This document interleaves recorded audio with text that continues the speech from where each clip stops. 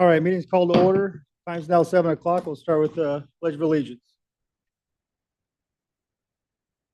I pledge allegiance to the flag of the United States of America, to the republic for which it stands, one nation, under God, indivisible, with liberty and justice for all.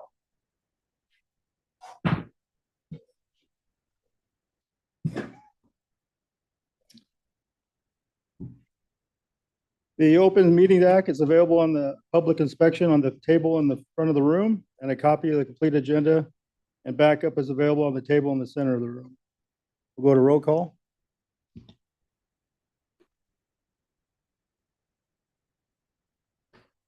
Eight members are present, Mayor.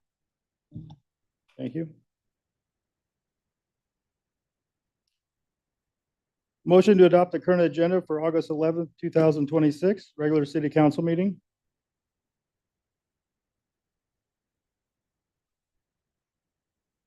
Councilman Vaughn, So moved. Councilman Jensen, And seconded.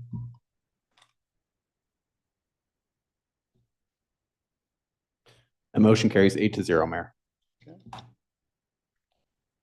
we got some appointments tonight. Item number 2, motion to consent mayor's reappointment to the Creative Council. Everybody's got a year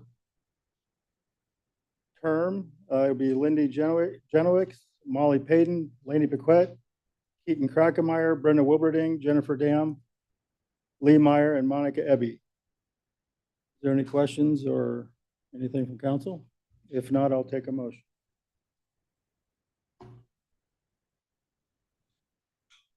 Councilman Horner. Yes, I'll make a motion to approve the mayor's reappointments to the Creative Council. Councilwoman Gano. I second.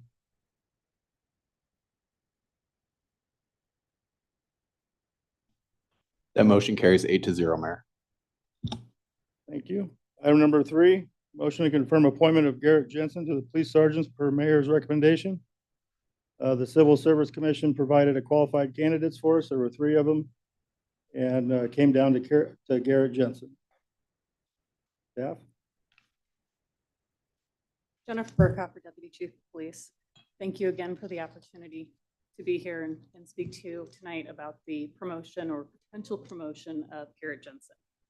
The promotional process can be lengthy and stressful for every officer involved, yet it consistently highlights the strength and dedication within our department. This most recent process produced an outstanding list of officers who are ready and willing to help lead the city of Fremont and our department into the future. Currently at the top of that list is Officer Jensen. As you consider promoting him, we'd like to take a moment to help you get to know him a little better. Officer Jensen joined the Fremont Police Department in October of 2019. As an officer in the patrol division, he worked night shift throughout his career. In 2022, Officer Jensen joined the Emergency Response Unit and is now team sniper for the unit. In 2024, he became a field training officer. He recently completed an instructor level course in police response to active shooter to assist the department in training officers in tactics and proper response to these situations. Officer Jensen graduated from Lyons Decatur Northeast High School in 2007, and in 2012, he earned his bachelor's degree in business administration from UNL. During his service at the Fremont Police Department, Officer Jensen has earned multiple recognitions for outstanding performance. One such commendation stemmed from an attempted robbery in which employees had been locked inside a freezer. Demonstrating bravery, Officer Jensen and his sergeant entered the restaurant through the drive-through window, conducted a search for suspects, and safely freed the employees. Officer Jensen is most proud of his service on the ERU and being appointed as the team sniper. He is also proud of becoming a response to active shooter instructor and field training officer. Joining Officer Jensen today for the pinning ceremony are his wife, Taylor, and his son, Maddox. Questions from council? Okay, thank you. I'll take a motion. Councilman Jensen. I'll make the motion to confirm him, and I want to state for the record that Officer Jensen and myself are not related in any way. Councilman Horner. I'll second.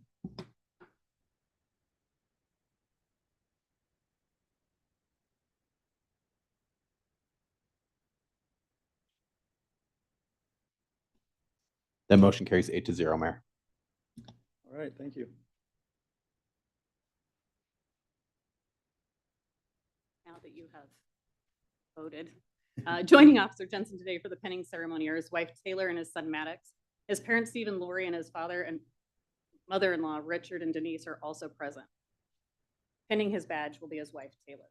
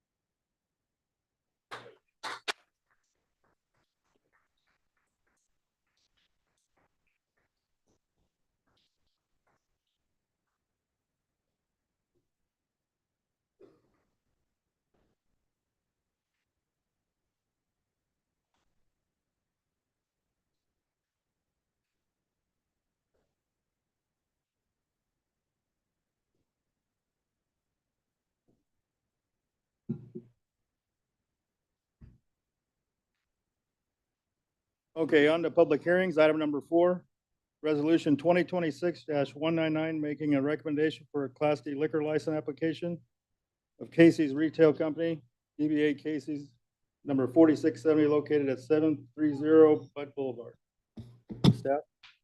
Thank you, Mayor. Michael Chatterson, City Clerk. This is a new liquor license application for the Casey's that is going in there off Morningside Road off the 275 bypass. This will be for a Class D liquor license. Council can effectively do one of 3 things. They can make a recommendation of approval, no recommendation, or make a recommendation to deny to the Liquor Control Commission. At which point the Liquor Control Commission will do whatever council kind of effectuates from that regard. So I can take any questions. Questions from council? Okay, seeing none, I'll go to open the public hearing. Seeing none, I'll close the public hearing. Come down to council for a motion or any discussion. Councilman Vaughn. I've received assurances that they will have the pizza that I love, so I will make that recommendation to approve.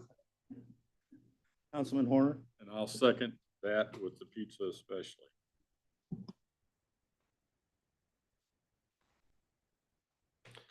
That motion carries 8-0, Mayor.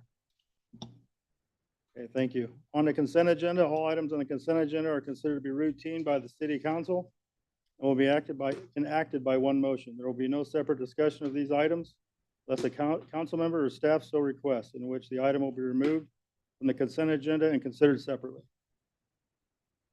Anything on consent to be removed? Councilwoman Lathrop. I'd like to remove number 17, please.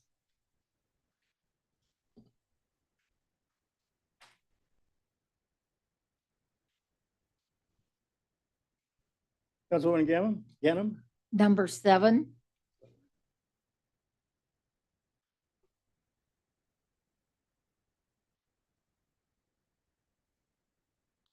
Can we remove item 11, please, Mayor?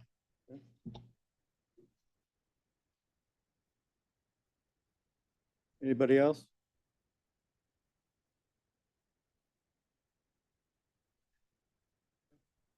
If not, I'll take a motion to pass the consent agenda minus items 7, 11, and 17. Councilman Horner. I'll make the motion to approve the consent agenda minus items 7, 11, and 17. Councilman Jensen. And I'll second. That motion carries 8-0, Mayor. Okay, thank you. Item 7, motion to receive the report of the treasury.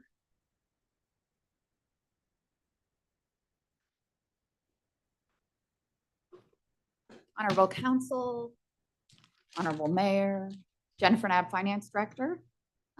We have for you the report of the Treasury. This is the report that shows the change in our balances for all of our different accounts and investments. And I am available for any questions you may have. Questions from council? It's such an important item that it's good to hear a summary. If you would give a summary for that, and I know we've read the report, it's just good to have it public as well. Thank you. Yep. Any other questions from council? Okay. I'll take comments from the public. Seeing none, I'll close the public comment and go back to council for a motion or any other discussion.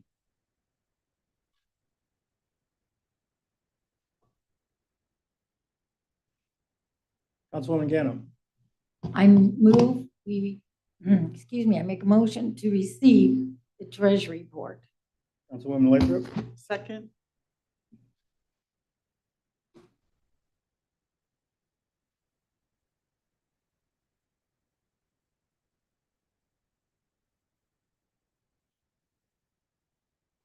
That motion carries 8-0, Mayor.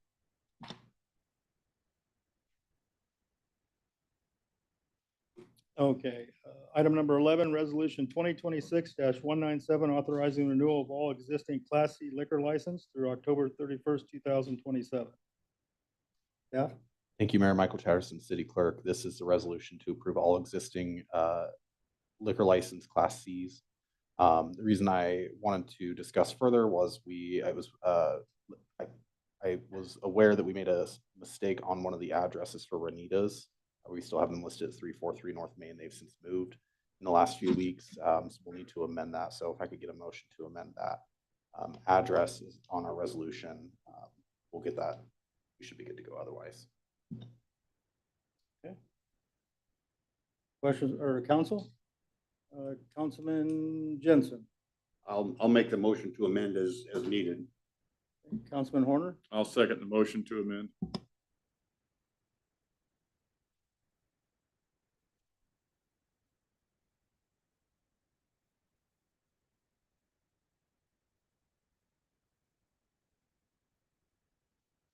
That motion carries 8-0, Mayor.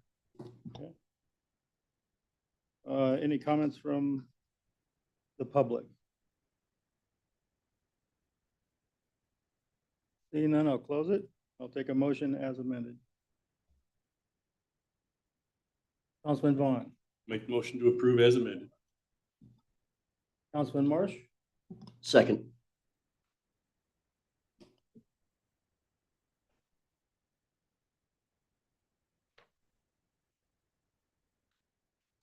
That motion carries 8-0, Mayor. okay, thank you. Item 17, resolution 2026-204, awarding the funding for downtown project for downtown revitalization community development block grant at 311 North Main Street in the amount of $22,938.75. Staff?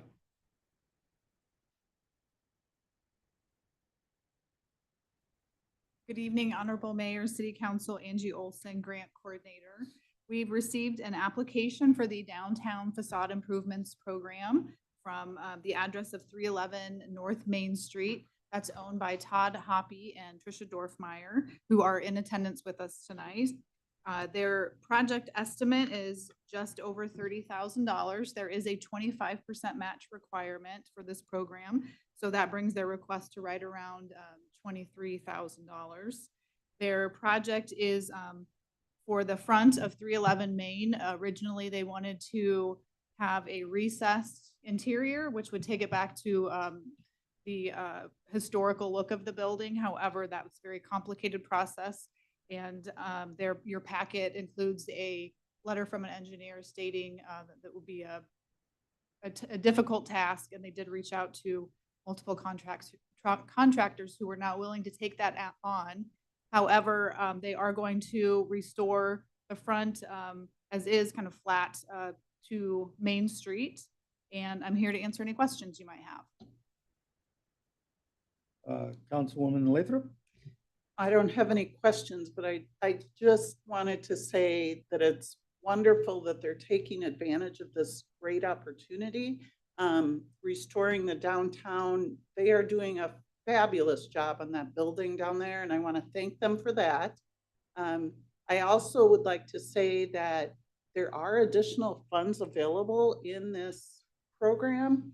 And maybe Angie could expand on that just a little bit. Yeah, sure. So we have about $200,000 left in this program.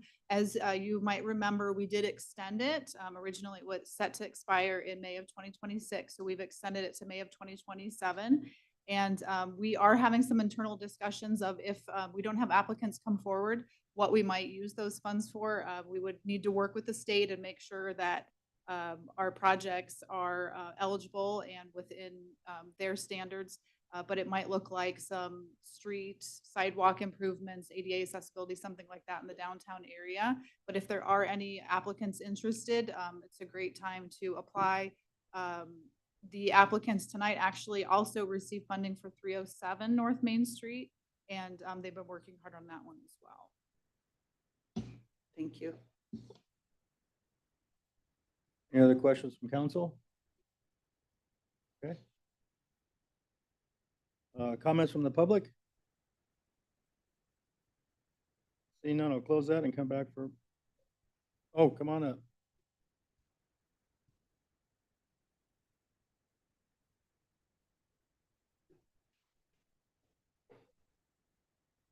Todd Hoppy, 1225 County Road Y. No real comments. I handed out 2 packets of pictures. I wanted to let you see when I bought it is on the front.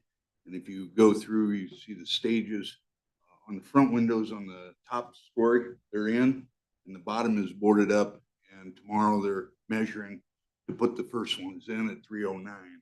Once we get that, then we'll move our boards to the north and do the 311 you guys are doing tonight. I also included the backside, which your grant didn't have, but you can see what ugly we had. We've removed all that. It's coming along great. We'll have 6 apartments rented out by the end of the year. Couldn't go any better. This grant helped us a lot. Otherwise, we were doing it out of our front pocket. It's a lot easier when we have funds allotted to us, and then we pay it off, because the banks are a lot easier to look at a finished product instead of putting money behind us. Will the project get done? So thank you for what you guys are doing. That's all I got. Thank you. Do we need a motion to receive some information? Councilman Horner. I'll make a motion to receive. Councilman Lathrop. Second. That motion carries 8-0, Mayor.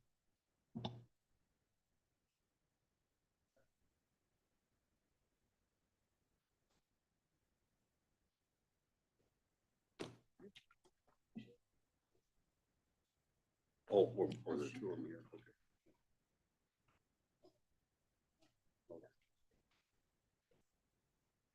Yep.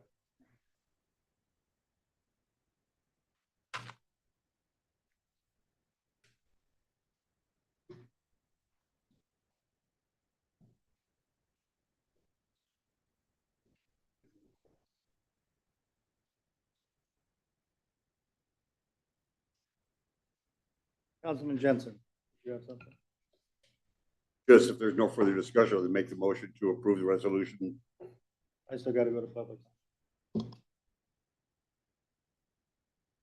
All right, I'll take any comments from the public.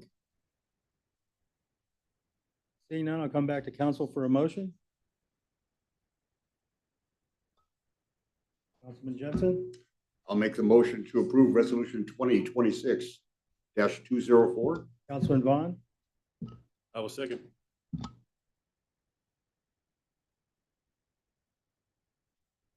That motion carries 8-0, Mayor. Okay, thank you. On to new business, item 18, ordinance 57 and 53 for approval of utilities salary ordinance, first reading.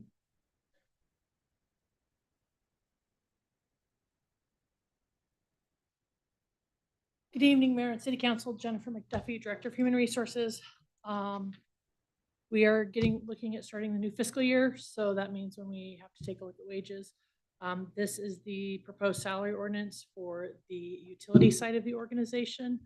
It would take effect the pay period that includes October 1st, and it has a 2.5% increase across the board, which matches the IBEW collective bargaining agreement that was approved. That was last year. We did all of that. Any questions from council? Councilman Jensen?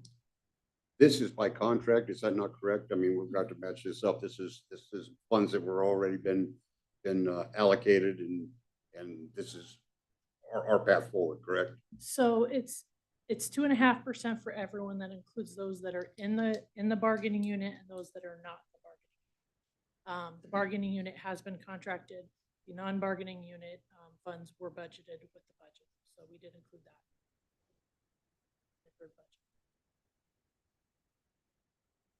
Any other questions from council? Okay, I'll take public comment. Seeing none, I'll come back to council for a motion or any other discussion. Councilman Horner. If there's no further discussion, I would make the motion that we approve the first reading for ordinance 5753. Councilwoman Lathrop. And I'll second.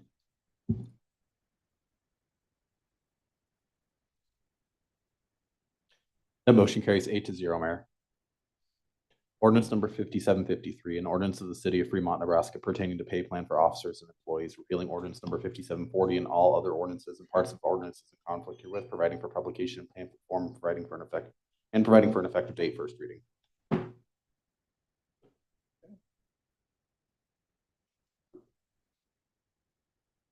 Councilman Horner. If there's no reason for us to not do this, and since it's a contractual matter and we've already decided that, I would like to make the motion that we suspend the rules and move this to third and final reading. Councilman Jensen. And I second that.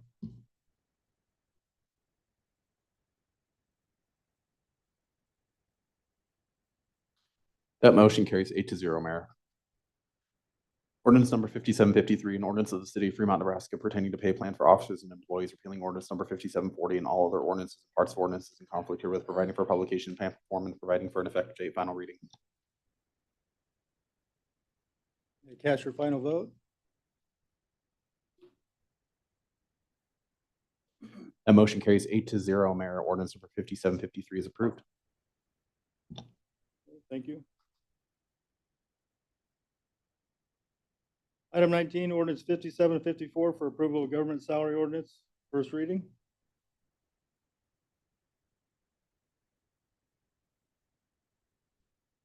Jennifer McDuffie, Director of Human Resources. This is the salary ordinance for the city side of the house. Again, 2.5%. This covers the non-bargaining unit and what was contractually agreed upon in the FOP, IAFF, and AFSCME collective bargaining agreements last year. Same effective date. Any questions from council? Any comments from the public? Seeing none, I'll come back to council for a motion. Councilman Vaughn. Motion to approve. Councilman Horner. I'll second.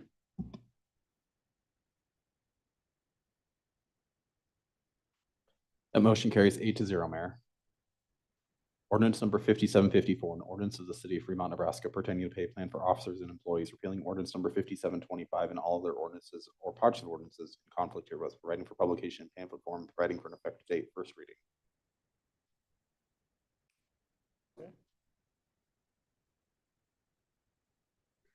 Councilman Vaughn. Any reason not to move this to third and final as well? Not to my knowledge. Yeah, I'll make that motion. Councilman Jensen. And I will second.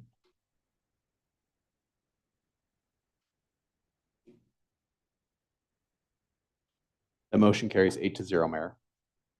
Ordinance number 5754, an ordinance of the city of Fremont, Nebraska pertaining to pay plan for officers and employees, repealing ordinance number 5725 and all other ordinances and parts of ordinances in conflict with, providing for publication in pamphlet form, and providing for an effective date. Final reading.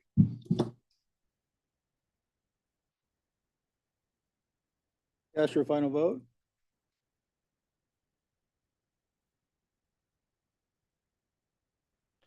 That motion carries 8-0, Mayor. Ordinance number 5754 is approved. Thank you. Item 20, ordinance 5755, revising FMC 2-103 and eliminating the open public comment period to comply with the Opens Meeting Act. First reading. Yeah.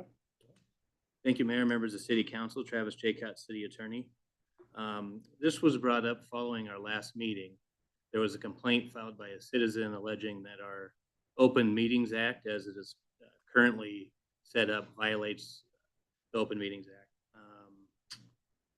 We took a look at it, and we've been advising now that having a comment period where items are not noticed on the agenda could be a violation of the Open Meetings Act. So really, when you look at the analysis, there are 3 steps. We got to determine whether a meeting has taken place. And when there's more than a quorum of the council present, and we're discussing city business, being briefed on anything, taking city action, that would constitute a meeting. So I think there's no doubt that having the council here listening to comment would constitute a meeting. The second thing we want to look at is whether there was advanced publicized notice of that meeting. And we currently let the public know that we are having a public comment period at 6:30, but we don't let them know what is going to be discussed. And that's really the third element, is we have to have advanced publicized notice of the topics for discussion. And that would be a description on an agenda. This issue has come up in the past with Fremont.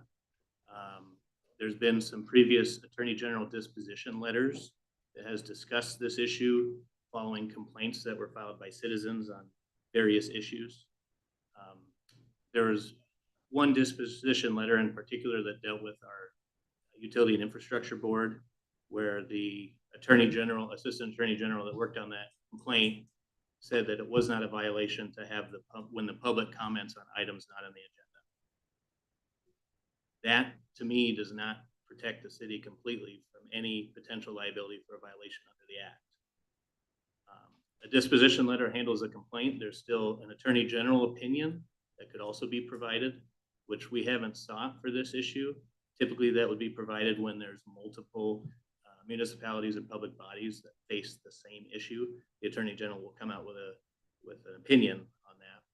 And none of the previous dispositions have discussed the particular issue of advanced publicized notice of public comments from the public. So this is really the start of what I would like to do, is discuss different methods of permitting public comment that would comply with the act. As it's written right now, we believe it violates the Open Meetings Act. I know when you go down to talk to members of the League of Municipalities, they would agree. So we've come up with this first step is to eliminate it as it stands right now. The second step would be to come up with a new format. And what I've proposed in the past is members of the public are permitted to add items to the agenda for anything that they would want to discuss. And that would actually, I think, benefit the council and members of the public in multiple ways. One is the council would be able to engage in a discussion with that member of the public on whatever that topic is, because it has been properly noticed. And number two, the other members of the public would know what is going to be briefed or discussed in front of the council. So we think that would be a much better approach. We think that would comply with the Open Meetings Act. The current public comment period that isn't properly noticed with the description of what's going to be discussed, there's no action taken right now. So it'd be difficult for any claimant to try to undo an action that was done, but we still want to make sure we're complying with the act. And I think allowing members of the public to submit items ahead of time would still fulfill the spirit of allowing the public to speak. With that, I'm here to answer any questions. I know there's a lot of interested people here to speak on this. Councilman Horner. Thank you, Mayor. Travis, I know you and I have talked about this a little bit, and I really appreciate you bringing it forward. I honestly do. I think it's time we have had these discussions. I think it's time we do move this to the public arena so that we can hash it out and hopefully get it right. I agree with you that from what I've been able to, the short time I've had this and been able to consider it, I agree with you that we are under the present format. I think we are probably in violation because of the way we do it. I have found about 5 other communities that seem to be doing what we were doing, with one caveat, and I'll get to that in a second. But Lincoln has a they call it something different, but they have basically a public comment period. So does La Vista, so does Papillion, Kearney, Norfolk, and those were just the 5 that I found real quick. Doing my keyboard warrior routine. But anyways, the one striking difference in what they're doing versus what we're not is that theirs are an official part of the agenda as public comments, and theirs comes after the meeting's been called to order. Ours, that's the one striking difference, is that it's before we call the meeting to order, and as if it's not part of the meeting, although it actually is part of the meeting. It's just before we call the meeting to order. And I think that's a bit of a technicality that we can fix. I would rather do that than I would see to strike and kill this. I think it's just too important to the citizens of Fremont to have the Now, the one thing I do want to make clear too is that this is not killing access. If we were to do this, if for some reason, guys, we were to do this, this doesn't kill access. You can go out on our website and you can find 8 phone numbers to call these people right here. You can find the mayor's phone number. You can find Jody's. You can find Travis, yours. You can find everybody's phone number. There's access all over the place, okay? The difference though in this, and this is where I think it's key, the difference is it's face-to-face. You can come and you can orally present your case. And sometimes people just feel they need to do that. And I think we need to continue to provide that outlet. We have to comply. So we've got to figure that piece out. So I'm going to hush. I do have some thoughts on that, but I'm going to stop because I know there's a lot of other people who want to talk. Councilwoman Ganem. Okay, I get to talk second. That's great. We need to be finding ways for our bosses, which are our taxpayers, which are you, the opportunity to share their thoughts with us. And so it's important that we find opportunities, as our Councilman Horner had projected, and I had found the same thing. I did go out and check, and yes, Lincoln is at the very end, public comment. Anyone wishing to address the council on items that are on the agenda or not on the agenda and may not appear on future agendas can do an open mic session, is what they call it. But at least they're allowed a total of 5 minutes. So there's a time frame again. And so for the month of August, it was August 10th and August 31st this year. I also found a couple others. You probably found the same too. Norfolk has it. And again, it was August 3rd meeting of Norfolk City Council. Item number 5 says public comment period. So on August 4th, Gretna City Council meeting. Item number 3 is public comments. And Councilman Horner pointed out the main difference, it's on their agenda. It's not before our official meeting. So when we have all of us together, that constitutes a meeting. And we are not abiding by that. And I think I do believe we need to abide by it. But before we do, we need to find ways and opportunities to have public have their thoughts and speech heard by all of us. So we need to continue finding ways to have public comment.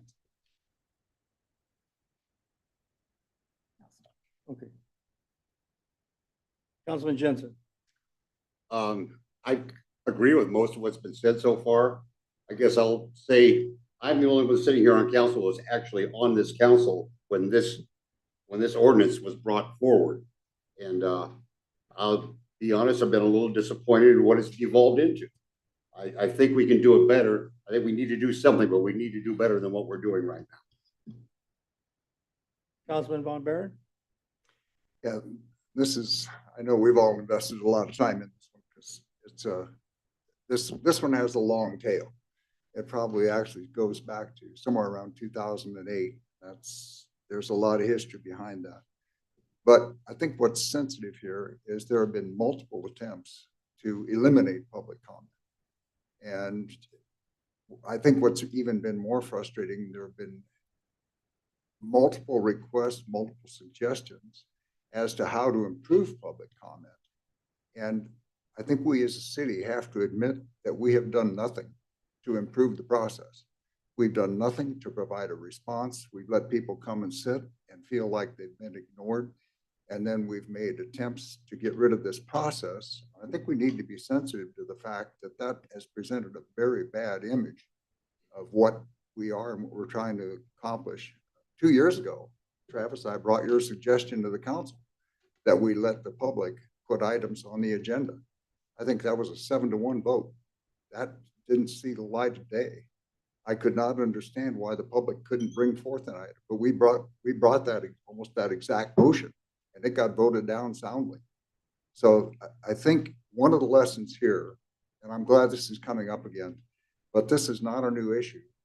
And at some point, if we're going to look at abolishing this, we better come up with something that's acceptable, that's at least as good, where the public is not restricted. As proposed right now, one of the consequences, if we're not careful, all they're going to comment on is what we want to talk about. It's what's on the agenda. And we need to be very careful of that. And I understand our intent, and this precedes any of us here, but I also understand the skepticism. So thank you. Councilman Marsh? You pretty much stole the words right out of my mouth for everything you said there. And I guess I would like to, anytime you read something that says taking away someone's voice, if they have never been to one of those public comments sections, it's very awkward. Someone else mentioned that is maybe get here late or didn't realize that we cannot respond, and they come up and plead their case, and we sit there and nod our head and make our notes, and they walk away and they have no idea if we even agree or we're accepting what they're saying. And there's no worse feeling than not being heard. And so we certainly need to look at this. That's for sure. Councilwoman Lathrop? So I've spoken with all of the members of the council, and generally we all agree that we don't want to take anyone's voice away. It's just a different format that we are having to present it, give you the opportunity to speak. So it's not taking it away. There's been stuff all over social media saying that we wanted to quiet the constituents. That is so not true. We want to hear from people. We do, however, want it done in a way that the staff, the council are not being attacked. There's just really no room for that. I think people can make their point without attacking anybody up here or anybody on the staff. So I think we all need to be, conscious of that.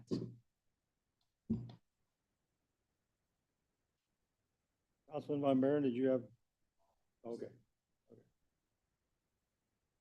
Anybody else? I'll take public comment. Do I get 5 for this or 3? 5, got it.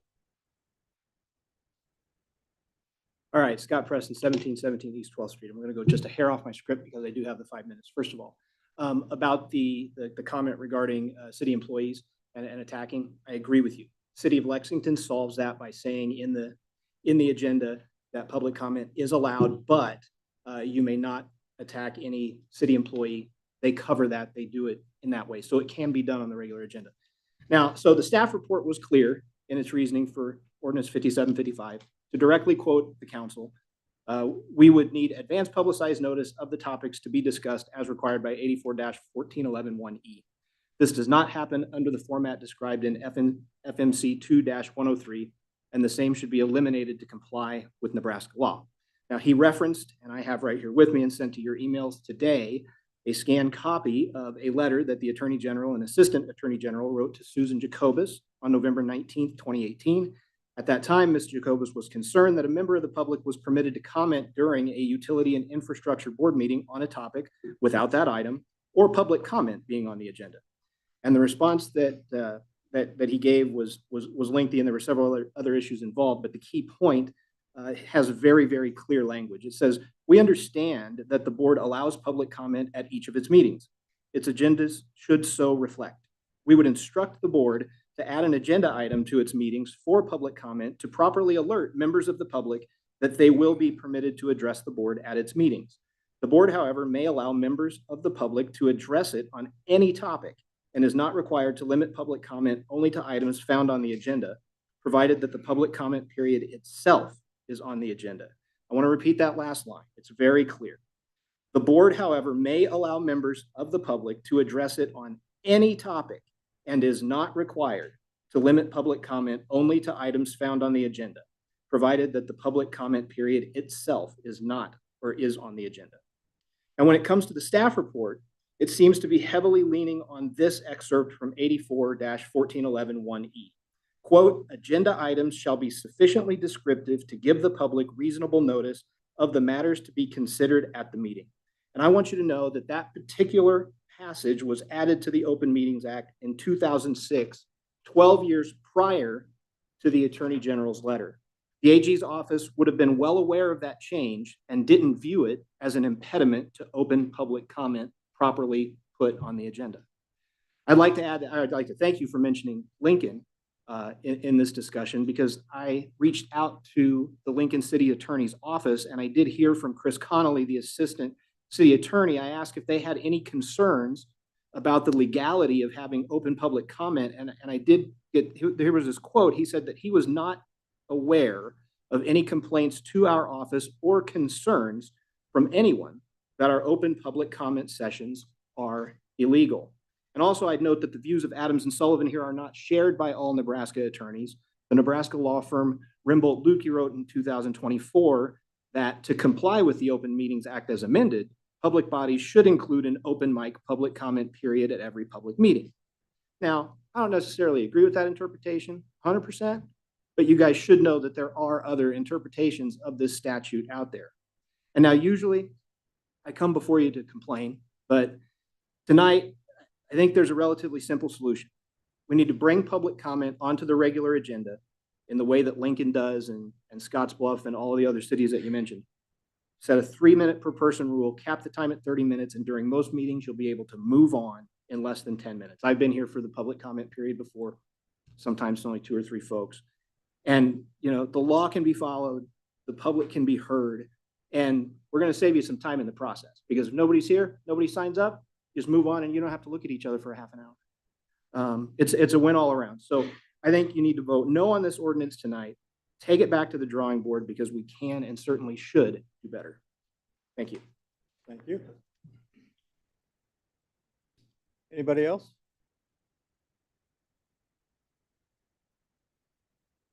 Please state your name and address, please. Jonathan Shahan, 1205 County Road X, Fremont, Nebraska.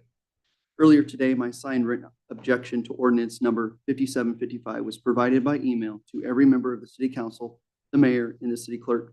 Before this meeting began, I also delivered a paper copy directly to the city clerk. I'm now presenting that written objection in connection with this agenda item and ask that it be retained as part of the record and reflected in the minutes. The central point of that objection is simple. Eliminating Fremont's regular public comment period is not required by the Nebraska Open Meetings Act. At the last city council meeting, a citizen objected to the way Fremont was conducting public comment. That procedural problem can be fixed. Instead, the city is using that procedural issue as justification to eliminate Fremont's regular public comment period altogether. Those are 2 completely different things. The city can comply with the Open Meetings Act without taking away the public's regular opportunity to address the council.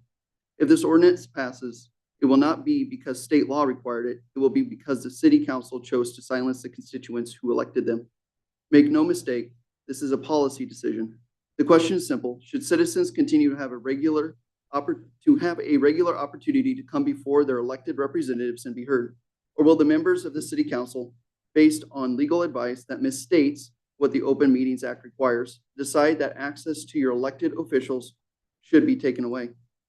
Do not let the elimination of Fremont's regular public comment period be sold to the public as something required by the Nebraska Open Meetings Act. It isn't. Thank you. Thank you. Anybody else?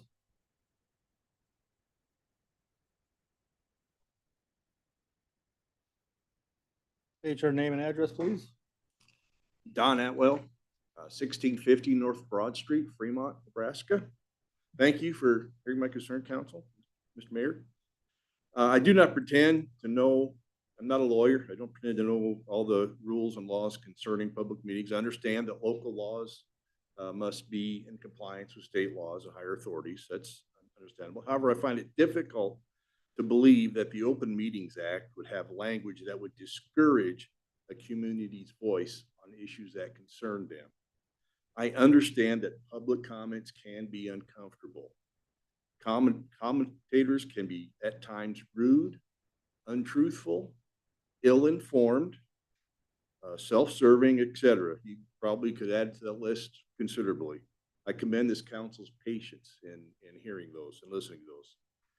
A representative form of government is fundamental to a free society. A government left to the hands of unelected, unaccountable bureaucrats is another step away from a free society and toward totalitarianism. Public comment on matters that affect community is not only necessary for gaining perspective on how potential decisions may affect the community, but can also yield useful suggestions and information to assist in the decision-making process. Therefore, I ask the council's continued patience. I'm sure that the same lawyers that are pushing for the elimination of the public comments section of the meetings can find a way to legally preserve the public's voice in local affairs if they are directed to do so by those to whom they are accountable. The thing that makes me most suspicious of this is sounds like we're in a big hurry to eliminate it with nothing to take its place.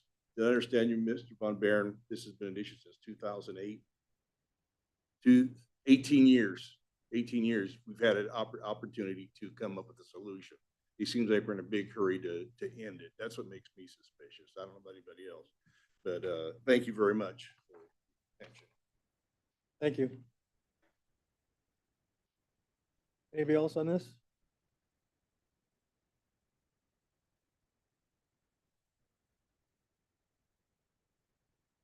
Please state your name and address, please. My name's Teresa McGrander at 1825 North Keene Avenue, Fremont, Nebraska. Good evening. This issue isn't about one person or one organization. It's about every resident here in Fremont, Dodge County. Someday, each of us have a concern that isn't already on the council's agenda. Plus, you guys can remove what is on the agenda. I just saw you do 3 of them tonight. So if we put something on your agenda, who's going to say you're not going to vote to remove it? I don't know. So do we ensure our local officials to hear us? The public comment isn't always comfortable. And sometimes citizens praise the government and sometimes they criticize them. Both are a healthy democracy. Please do not reduce the opportunity for the public participation. For years, there's been repeated attempts to eliminate the public comments and addresses. I don't even know who represents my ward. I've never spoke to anybody. Deb represented my ward because I voted for him. Now he's a mayor. Who represents me? Who represents my ward? I don't know. Why? You all say that he's going to make it public. How, in the Fremont Tribune, where you have to pay to read it and it's all online? I've got the Tribune forever, but I will not read it on the computer. So where is the trust? You guys need to get this community's trust. There was an event last week. None of you knew about it. Somebody did because they ordered to have it done. They gonna be accountable for it? Y'all know what I'm talking about. I have a voice. It's the First Amendment, and I'm going to exercise it. Either, please, vote no, because we have a lot to say. Like I said, sometimes we're not comfortable coming up here. Sometimes we don't know if you guys even listen to us because we walk away and you do just the opposite of what we argued about. There's another defeat of the citizens. You guys all said good speeches. You represent the citizens of Fremont. Please do. And vote no. Thank you.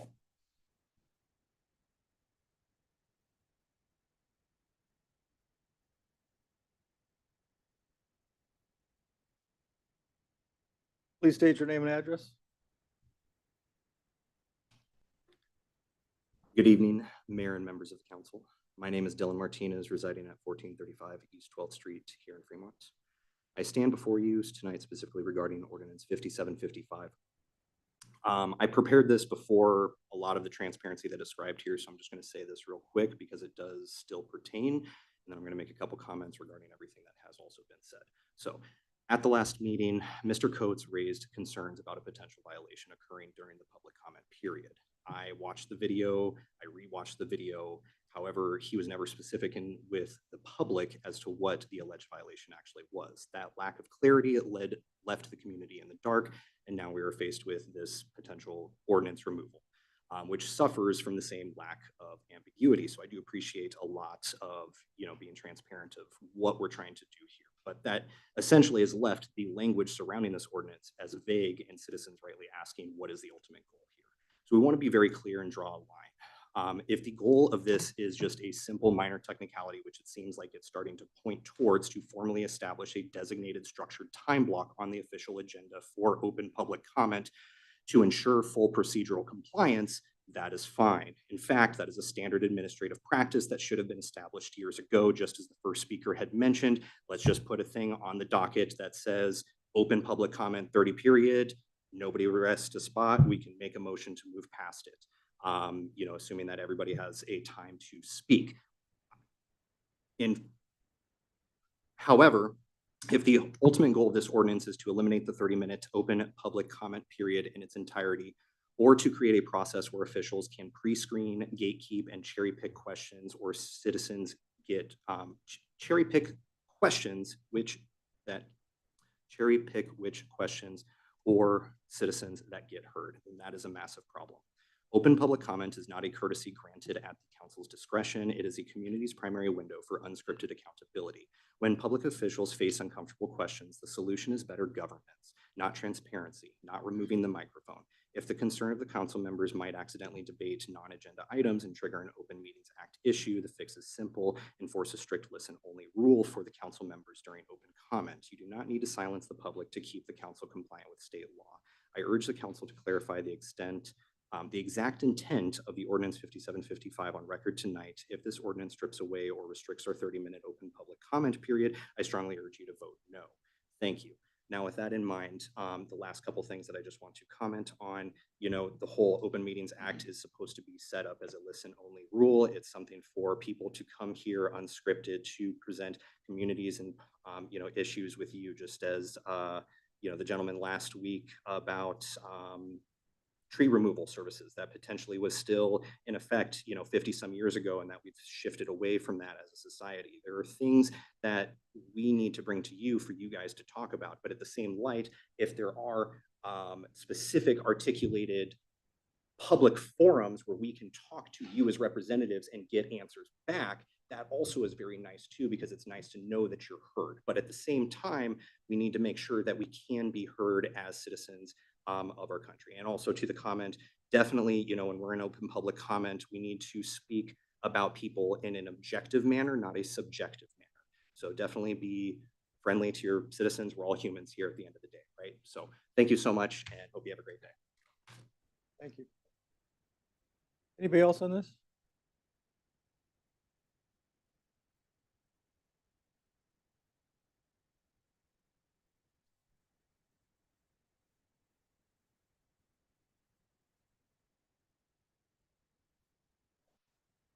State your name and address, please. Thank you. Broad Street. Before I get on to this, what I was going to talk about, I'm looking at item 20 here, and everybody talked about we need to revise it and make it better for people allow it, but this definitely states that the intent is to eliminate the open public comment period, is what it says right here. So you have to be careful on what you say and what this says. That being said, Mayor and council members, I want to thank you for letting me speak tonight.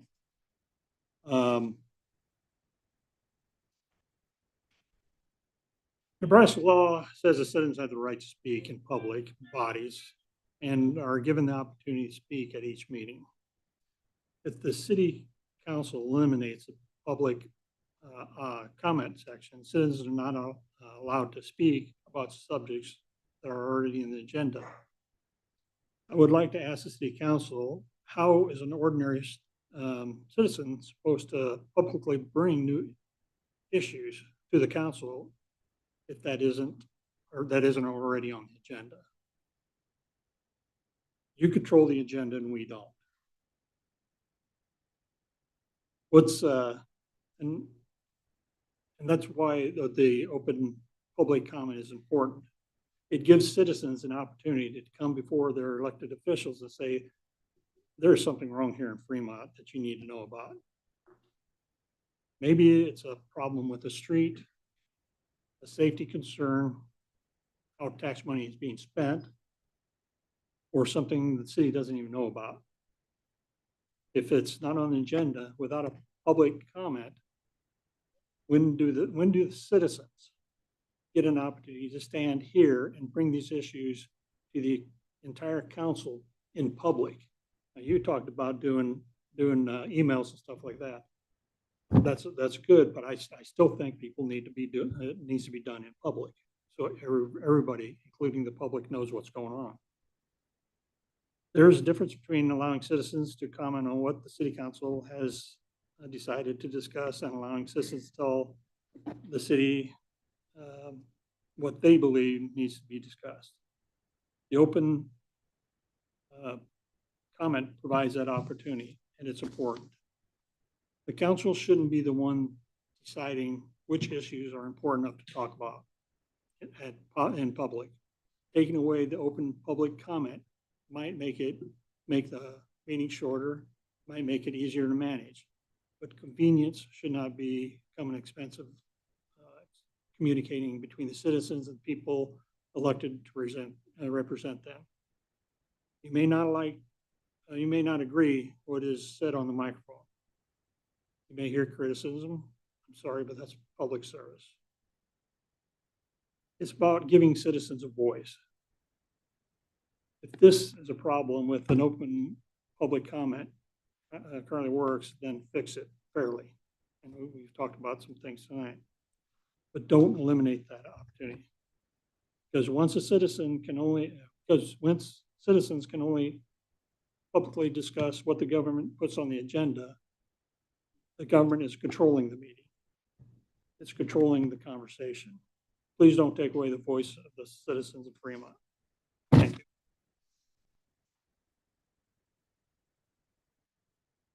Anybody else on this?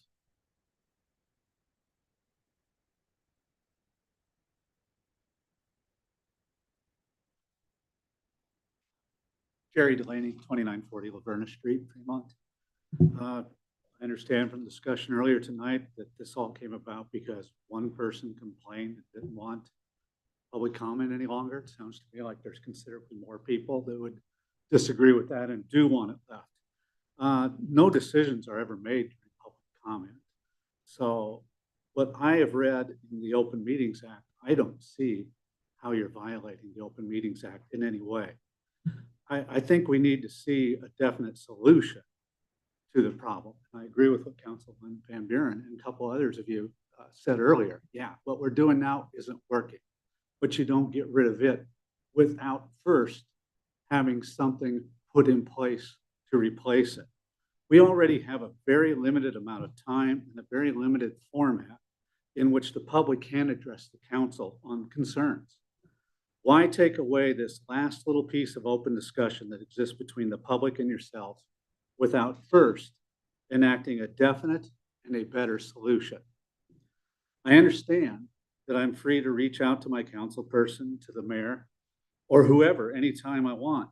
But if I want to address an issue to not just my council person, but to all of you, as well as to the mayor and city administrators and the city attorneys and the public in general, and I want to be sure that I've conveyed the same message as accurately and equally to all of you at the same time, I can't do that with a bunch of different phone calls or a bunch of different meetings.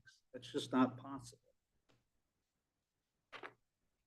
There already exists a feeling of mistrust between the public and all levels of government. This lack of trust that exists is more often than not unfounded, but nonetheless, it does exist. Why would you want to increase this level of animosity? I urge you to vote this ordinance down until you have something better to replace it. I urge you to clearly show the voters of Fremont that you want to hear from them in some manner. And I beg you to not put up a wall between our community and those of you that serve it. Thank you for your time.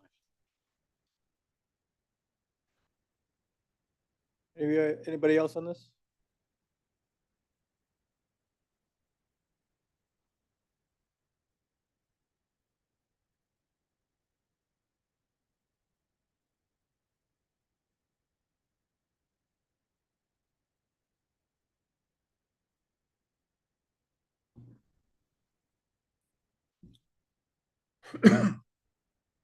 State your name and address, please. Brad Yerger, 2318 East Fifth Street, former city council member for Ward 4. I'd like to start my discussion tonight with a little background in history so that those of you that weren't here when this all went about understand where we're coming from. Back in December 2018, the Mayor Getchman appointed a mayor's committee to look into open public comment. They commissioned assistance from McGrath North, an Omaha-based law firm who was the county city attorney at the time. They went about drafting this ordinance that you have in front of you today with McGrath North's oversight all the way through. They had to decide what type of forum would be considered. It was discussed that the act defines meetings, quote, as regular, special, or called meetings, formal or informal, that require discussion of public business, formation of policies, or the taking of action by the public body, as discussion 84-1409. An open mic session that we have today doesn't require any of that. It is a forum for presentation by the public. There is no action, no public business. The committee was advised by legal that the open mic session would not be a meeting of council, nor would it invoke the meeting definitions and standards defined by the Open Meetings Act, if not any part of the meeting was defined where only the public could speak and council members could attend voluntarily. They weren't required to. There was no roll call. They only listened so that the public could get their information out into the hands of the public. Therefore, McGrath North said, contrary to current advice, this was not a meeting. This was a forum for the public to provide public comment. They also recommended that the city not make it part of a open public comment part of a regular meeting. And why? Because that would make it subject to Open Meetings Act rules, because now you have a published agenda. Now you would have to have all of this other activity with regards to what are you going to speak to, et cetera. It was not an open mic. It was registration only. That would be a bad idea. We want to have more transparency and opportunity. So they took the matter under advisement and they developed the policy that we had. They had the first reading in January 29th of 19, second reading on February 29th, final reading on February 26th, and it became city ordinance after that. They had the first meeting of open public comment on March 2019. It's been in effect ever since. Now, the critical part of what I think is important here is you need to define really what is a meeting. Your city legal counsel says that that is a meeting. I'm telling you, McGrath North told us emphatically it was not a meeting for the reasons I just gave you. Therefore, if it's not a meeting, you're not bound by those kinds of arguments that are being made currently. And more importantly, the trust and transparency that have been mentioned tonight are critical. That's why this was started in the first place. 3 council members and a 4th that was appointed to this committee are adamant we needed to do something about transparency in Fremont. This was the result. Since this was passed, multiple occasions have occurred when the present law firm has attempted to get rid of public comment altogether. The lead lawyer at the firm even wrote city code to eliminate all public comment. Fortunately, the council rebuffed that. I ask that you not rebuff the public this time around, requiring us to put things on the agenda. This is not appropriate. Please discontinue this discussion altogether. Thank you. Thank you. What's that?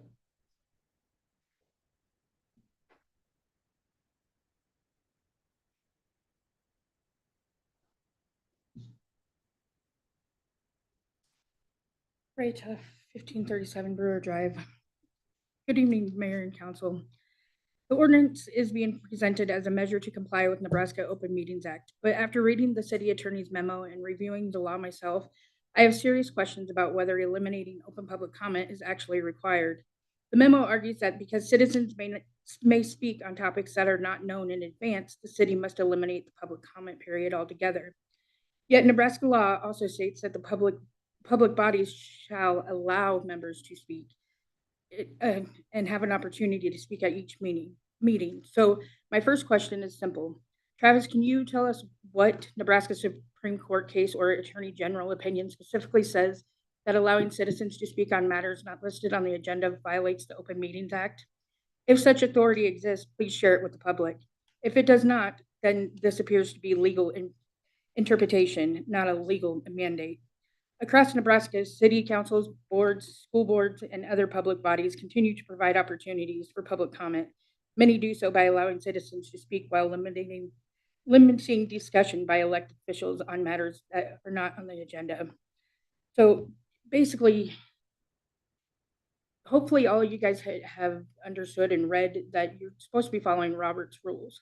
And we've provided copies to the council before. We'd be happy to do it again. But if you can't see that, it's the lack in trust for our government. So I urge you not to vote for this tonight until you guys can put something else in place and try to get the trust back into our public officials. Because I tell you what, just last week I emailed each one of you guys. There was one who emailed me back. One of you guys. And you guys can't forget that we put you guys in your positions. You work for us. Those two work for us too, for you guys. You guys are supposed to be in charge of them. And they're the ones that keep trying to pull this kind of stuff. And it's all because they know that there's stuff coming, where people want to use the open public comment period. So please continue to listen to your constituents. Don't try to rely, I hope the citizens don't try to rely on just using your email addresses, because it doesn't work. Only one of you replied back to me, and you can't even get a meeting with city attorney or city administrator. So thank you.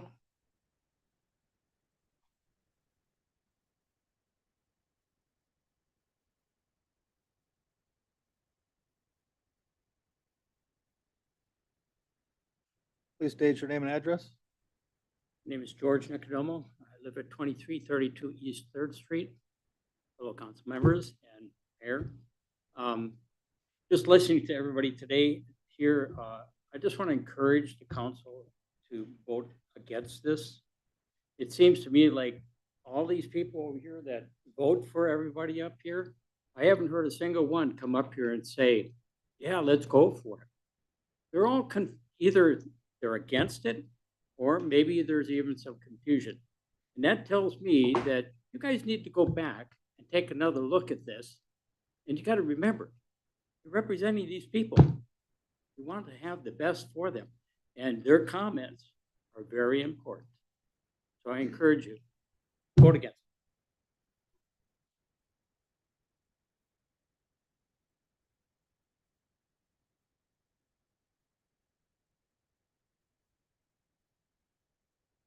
Please state your name and address. At 2550 Deerfield Avenue. I do appreciate this open discussion over this, and yes, public comment is important for you guys to have the open ears to listen and understand different situations that are going around town. I did hear the mayor this morning say everything is open as far as make a phone call or email your representatives. I've done both. I heard back from one on the situation this last week, and I've left voicemails and I've never heard back. I've contacted street department over a concern in our neighborhood probably 2-3 weeks ago, which in the explanation of what the street department does, don't hesitate to, email them and tell them your concerns. And I have not heard back. So it's kind of hard to feel, and it's the technology world that it is, that nobody picks up the phone to talk on the phone. But when you offer to have either the emails or leave a voicemail and don't hear back, it just leaves everybody hanging and wondering and concerned. So I appreciate all the discussion that has been going on tonight. Hope you can get this all figured out. Thank you. Anybody else on this?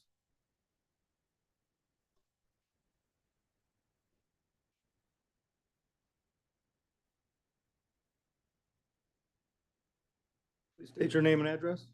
My name is Stan Hart. I live at 1535 North Logan. I've been in this town for 72 years. I've seen a lot of things going on in this town since I've been here. Can't say everything has been the best, but sometimes it hasn't been the worst.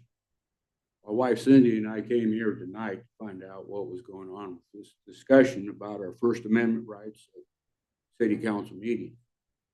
And I know through the years, having been to some previously in the past, that through the years, it seems like the open meeting supposedly for us people of the town has been infringed upon and changed and limited in different ways. Tonight, I'm listening to you talk about that and the admission that, yeah, the system of the open meeting hasn't been exactly right. Well, okay, and it's been carried on that way for seemingly a very long time. But so far, all I've heard is smoke in the wind. I hear, yeah, we need to change it. Yeah, we need to change it. Well, I can tell my wife that when she has ideas about what to do around the house. But that doesn't get the job done. Commitment gets the job done.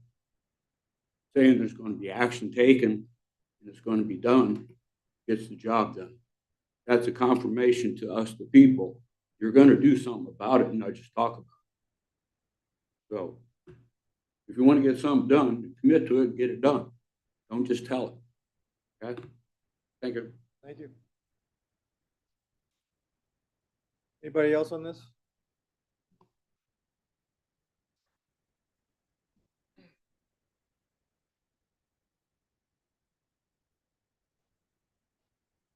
State your name and address, please. Good evening. I'm Susan Jacobus. I live at 1805 North D Street here in Fremont. I've lived here for 10 years. I was one of 3, including Glenn Ellis and Linda McLean, that pushed this forward with the full support of our city council at the time. It was vetted and beat up again and again through our attorneys, McGrath and North. Mark Enenbach lent his expertise on it. And this started to come about because there was restrictions. There was a lot of foregoing of the 3 reading rule, which I see has not ended. But my concern is removing this is also going to continue to remove the ability for the public to comment or to reach out to you. I would agree. There's often been times that the derogatory comments directed towards councilmen, councilwomen, the mayor, as well as administrative staff is unwarranted. It gets petty, and then having been in the seat that you are, your ears start to close, and I understand that. But it has not always been supported by all of you to have open comment, nor was it always allowed to have the citizens' right to speak. And I speak from personal issue.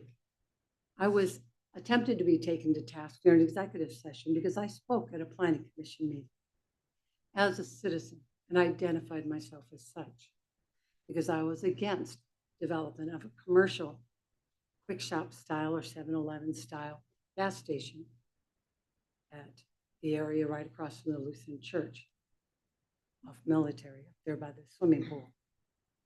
And I believe Mr. Suker remembers the letter that he wrote to his planning commission to have me removed and to have the mayor have me removed as councilman. I was then taken into an executive session and there was an attempt to quash. I had already reached out to an independent attorney and was advised to stand my ground. So I refused to stay in an executive session in order to be ostracized or to remove, which neither did happen. There was multiple complaints from me to the Attorney General for issues concerning the Opens Meeting Act. And that also helped push this forward. It didn't necessarily cure all of them, but it solved some of the issues we were having.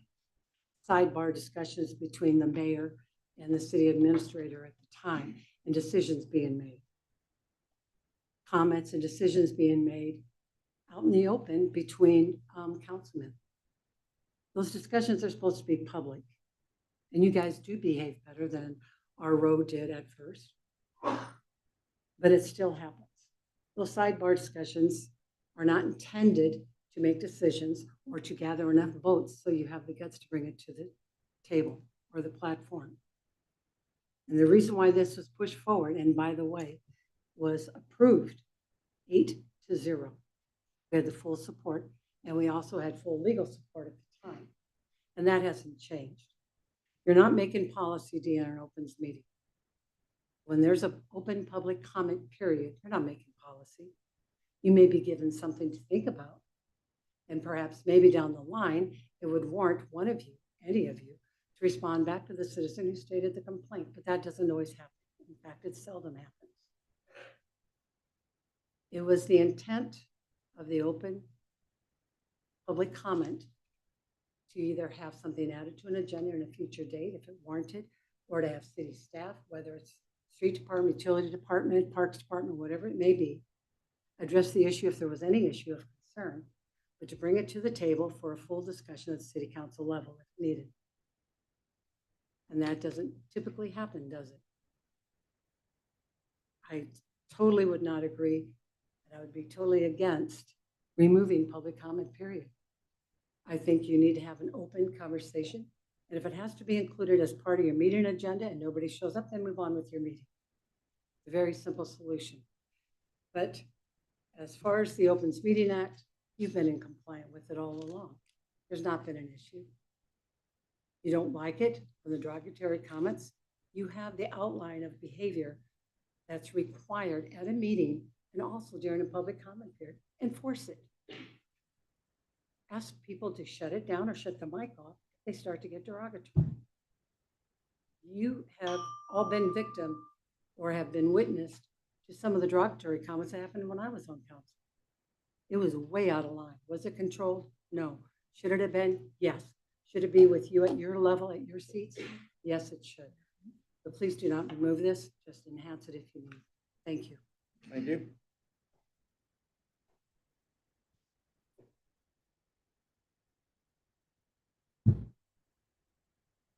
State your name and address. Steve Ray, 1445 North Irving. Well, I had different comments kind of lined up, but the agenda was kind of misleading. As you said, eliminate. You got a lot of people here who thought you were just going to vote, get rid of it altogether, and that you should have never sent that kind of signal out, really. should have had, you want to say eliminate, you should have said, we're gonna have options, or we're gonna try and do something. I think that created a lot of problem right there. I've been reading the agenda, the statutes for opens meeting. I'm not sure you guys are in violation of it, because you don't discuss, we don't discuss, we just bring something forward and talk. You don't take any action now. Most of the time, there's nothing brought up in the meeting that you take action on later. It's just a way for people to come and bring something up. And I wouldn't want to see it happen to be put on the agenda if you go to where you have it as part of your regular meeting, put it right on the agenda, because there might be something come up today that, oh yeah, I should bring that up at the meeting. What's going to be my alternative?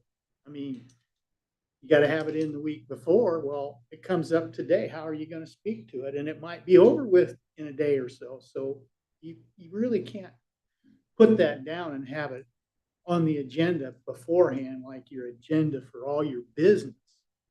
And I know that I just don't know if you've been in violation, really. And I do know the law firms that we have now, they've publicly in the meetings have said they would do away with public comment altogether. So it's kind of a, another way to say, they did say that we need to do something different. Well, if we do something different, I don't think it needs to be something where you have to put something in the agenda to have it spoken about so that everybody knows ahead of time. It should be an open mic type thing, because that's what it was for. Just for people to come and speak on something that's on their mind at the time, not, well, let's see, the meeting's coming up, so I better get something on the agenda so they can speak about it. So I'd encourage you to vote no to eliminate it and go back to the drawing board and try to come up with something. It sounds like some of the other cities have open mic and they haven't been a problem. And I don't know if we've had a problem with anybody challenging the way you do it now. Thank you. Anybody else on this?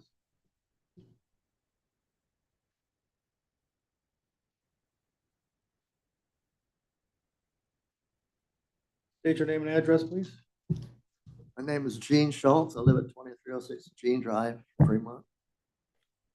Well, here we go again. Adams and Sullivan attorneys are attempting to deny Fremont citizens of their ability to give public comments during the last scheduled council meeting of the month by making it more difficult than it needs to be. Maybe I missed it, but I saw nothing in the Open Meetings Act requiring that topics to be discussed be included in reference to notices for public comment periods, as was stated in the staff report. There is another solution than the one proposed by Adams and Sullivan attorneys. You don't have to look far. Just follow the format of the Dodge County Board of Supervisors. They have public comments positioned before their public hearings on all of their published agendas. Just add an agenda item that asks the question, any business brought by the public or discussion from the public? There you go. No muss, no fuss. But you may want to use that agenda item only on the last meeting of the month, like we do now. If it's helpful, Dodge County also has an agenda item that says any emergency items for the agenda. In closing, citizens should not have to jump through hoops like a trained circus seal to speak at a public comment period. This is America. We recently celebrated Independence Day. It commemorates the passage of the Declaration of Independence by the Continental Congress on July 4th, 1776. We are still in the midst of celebrating 250 years as a nation. Our Constitution defines the goals and framework of the government, but they weren't done there. Our founders added the Bill of Rights, ratified in 1791, that puts limits on government overreach. 10 amendments the first of which includes freedom of speech. I'm anxious to observe which of you will be celebrating tonight on the side of free speech for Fremont citizens when you vote no on ordinance 5755. And of course, watching which of you will be the party poopers voting yes. 5755 is not a good solution. Thank you. Thank you.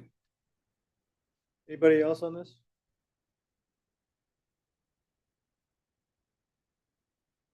State your name and address, please. My name is Scott Thomas, 2403 Estes Lane, Fremont, Nebraska.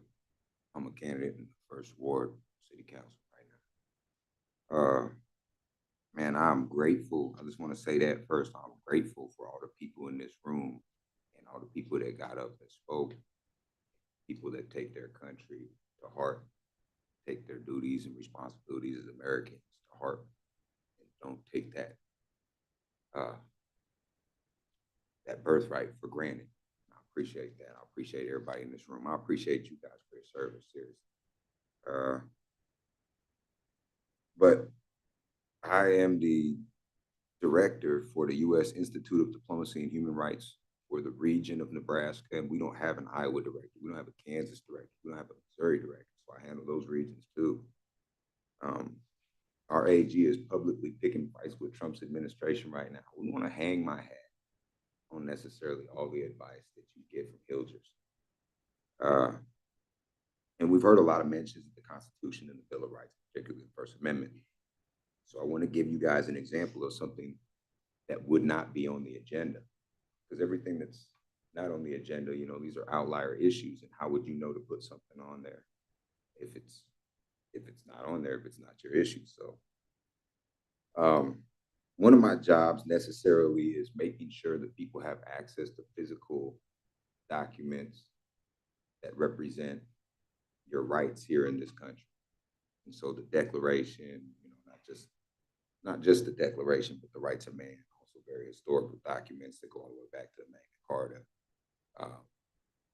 And I tried to inquire into a booth at the John C. Fremont days where we could pass copies of the Constitution, because I think that people are right. One of the reasons that we have some of the problems that we have in this country is because people don't make it their business to know what it means to be an American, or what your duties and responsibilities are to this country, or what those amendments mean, or what these men fought and died for that built the country.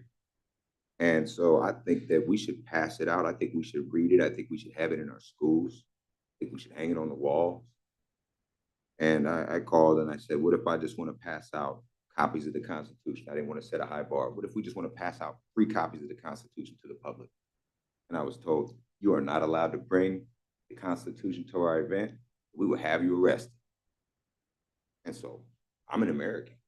So I went to the edge of their event, passed out the Constitution to all my fellow Americans until they went to an officer. He looked like that Jensen guy. And they asked him to arrest me. And he told them no, which might be why he made sergeant if it's the same guy. But hey, I'm telling you, man, everybody doesn't think about this stuff. But I don't want these people in this room right now, who I just said took the due diligence to come up here and make it their duty to defend their country and their birthright as American citizens. I don't want to make them put my kids through trade school or give them money to start businesses once they graduate. But if you arrest me for passing out the Constitution in the city where I live in the United States of America, I would sue everybody on this council personally, except my councilman, because I know he wouldn't have been party in that. But whoever made that contract with John C. Fremont days, you guys should vet people a little bit more thoroughly. What kind of beliefs they bring when they broker alliances and contracts to do business with the people of the city of Fremont.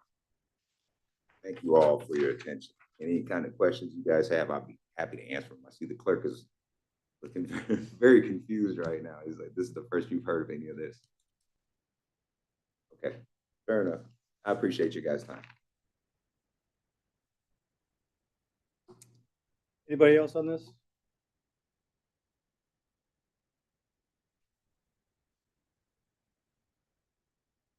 State your name and address, please. Roger Brimmerman, 921 North Clarkson Street, lifelong resident of Fremont. And, you know, when my dad was alive and we used to get the full Tribune, he used to complain about a lot of things that the city council did. I have said, or I have to say that we've come a long ways from the 60s and 70s on how we handled meetings and businesses, and even the 80s. But I don't think we've gone far enough. And you need to vote no on this. You really need to look at your option, you know, better options, doing this during a city council meeting and not a half hour before on the fourth Tuesday that everybody has to wrangle around and everything. You also have another audience that's at your deficit, and that is social media. And that's what brought me here tonight. Because in the two posts that I read and they had responses, they were commenting on the eliminating the open public comment period. And that's where it ended, not to comply with the Open Meetings Act. So your wordsmithing or how you do things is very, very important. Public perception right now is not very good, especially with our younger citizens of this city. You should see all the comments on the utilities rate hike. It's not good. People are not happy with that. And I understand as running businesses in this town or being a part of managing organizations, you do have to ask for a little bit more to do a little bit more. But I really would encourage you, first of all, to vote no on this. Second of all, to really, really think about your perception. And you can't rely on the Tribune. I used to take it when it was a newspaper and it went online and I did that. And I thought, I got better things to, you know, and I rely on social media.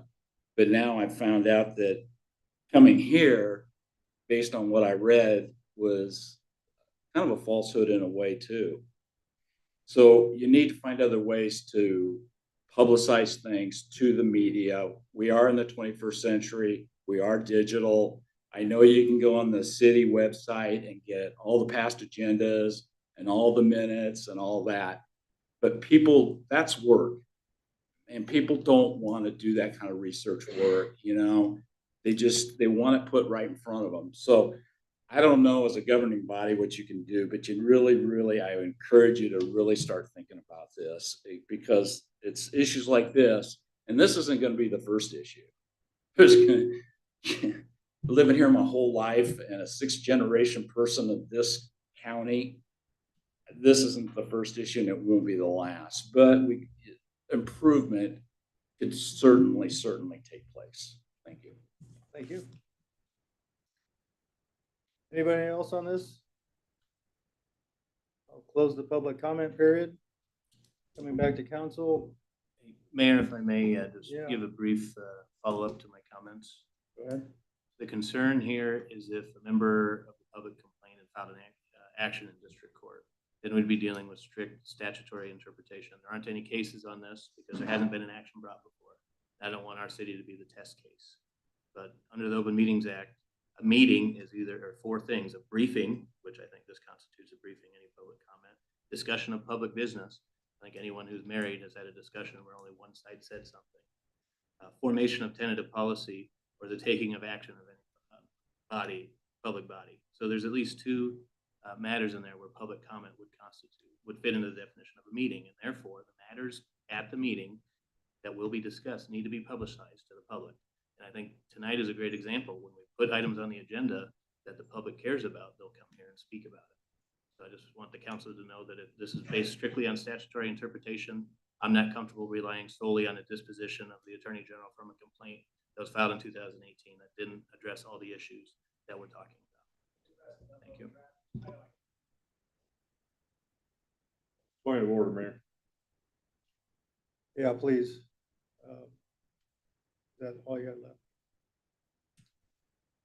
All right, Councilman Horner. Thank you, Mayor. I want to clear up one misunderstanding in the meeting tonight. Someone said that we removed items from the agenda, and that is not the case. We did remove 3 items from the consent agenda, and the consent agenda, and I know this is probably a review for many of you, but I'm just gonna say it anyways. Consent agenda are routine items, considered routine. We don't need to discuss every one of them, so we vote on them as a block without discussion. Some of those items, you as citizens, council members, the mayor, clerk, staff can request they be removed so we can discuss them and then we can vote on them. 3 of those were done tonight. We discussed them, we voted, nothing was removed from the agenda. It was repositioned from the consent agenda to the main agenda so we can discuss them. So I just want to make sure that everybody understands that. The other one is, and maybe I'm a little premature here because I see a list of other council members that want to speak. I do have a recommended amendment for tonight. I have been reading myself, and I do believe that I have read a couple of newer articles and et cetera that have expressed concern about similar formats to what we've been doing and that they might be violating the Open Meeting Act. My amendment to this, because I do believe if we are in violation, we should correct it. And my amendment hopefully will do that and preserve the parts we like and get it into the part that, or get it into compliance so that it would be a little bit harder for someone to come and beat us up legally, I guess. So I can do that now, or I can wait until everybody else has a chance to talk. What you do? What I would propose for the amendment to 5755 is that we modify FMC 2-103 to move the public comment period to begin after the regular meeting is called to order, and its placement would be after the consent agenda. It would have all the features that currently exist. Public can come in and talk about what's on their mind. They don't have to call in ahead of time. And then what they would be able, and we would not be able to, like we can't now, we would not be able to engage because then it becomes business. And if we're not able to engage, it's a listening session. I don't even care if you change it and call it a listening session. You can call it whatever you want. Some of the other cities are calling it different things. I like to keep it simple. Comments from the floor, public comments, whatever. And then make it a regular agenda item subject to all the same rules that now apply to our current public comment period. And then we keep it on the last Tuesday of each month. And I think that would be a very simple amendment to this. We would take care of our city attorney's concern. I think at least the main point of it, and that is that it's outside of the official meeting, and it is. It comes now after we've called the official meeting to order. It's going to fall after the consent agenda items, and then we can sit and listen to folks talk about what's on their mind. And I do believe that it has, and I think one of the speakers brought this up. I thought about the fact that if we do that, it does have kind of a benefit that if there's nobody here to talk, we're just going to move on. We're not going to sit here for 30 minutes waiting on that to occur. And if there are people, we would still cap it at 30 minutes so that we can get on with the business of people and we wouldn't be here an exorbitant amount of time. So that's my amendment. I would recommend that. I would move that we make that amendment, and I would hope someone could support that.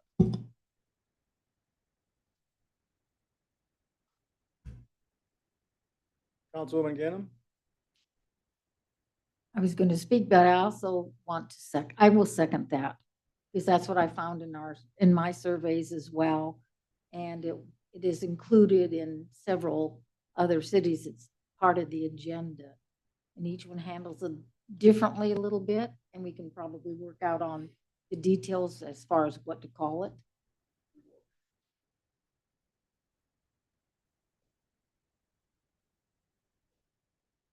So, Councilmember Horner, would you just want to propose these general terms and then I'll incorporate them into an amended ordinance for the second reading? No, we just vote on the amendment and rather than typing it up now. Me too. Yes, absolutely. All right, so I have a motion and a second for amendment. We have quick discussion. And Paul, I was just gonna come to you, Paul. No, just traditionally, there is this discussion following a second. Just Yep. like to be clear, what does that do to tonight's action? Does that replace tonight's action? Because what we're doing is tacking an amendment on a proposal to modify. It seems like that has the potential of getting muddy. Well, we're not going to eliminate it. That's the modification, is instead of eliminate it, we're going to modify it, we're going to continue it. But we're going to do it in the meeting instead of out of the meeting. Basically, we're all like to the word eliminate. And so the basic format, the public is still free to speak, come and It's the speak, no exact same advance format. notice. It stays the same. Thank you. And I will be happy to work with anybody else on the council to make sure we get the language right. And we have 2 more readings that it's got to come before these guys to make sure we're getting it right. 2 more readings, and we will not fast track this one. I'd love to help. I have a motion. I have a- Just- yeah, Go ahead. Go ahead. No, go ahead. It's been moved and seconded. Then you will be coming back as a modified with that amendment.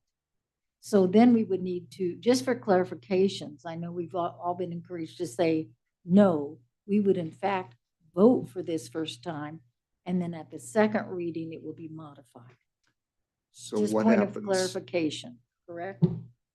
What would happen then to August public comment? Mhm. Okay, so we're gonna continue. The end of August, we'll do normal public comment. Third reading, we'll roll it back into the council agenda. Right. Would it make any more sense to just continue this item as opposed to holding the first reading tonight? Would that sit better? You want to, well, we have a motion and a Yeah. second.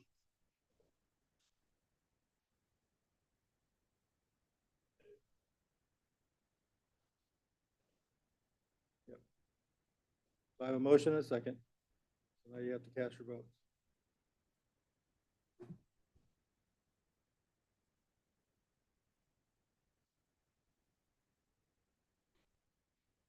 The motion carries 8-0, Mayor.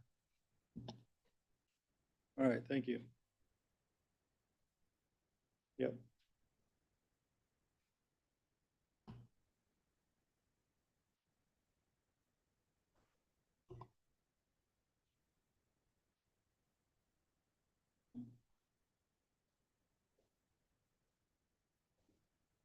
Well, we have to vote on it as amended first, don't we?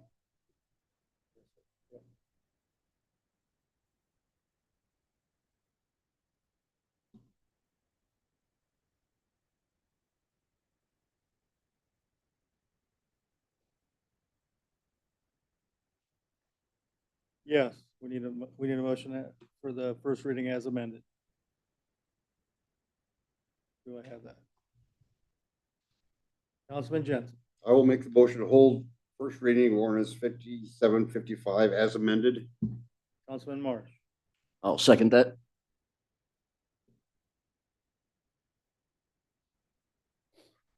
That motion carries 8-0, Mayor.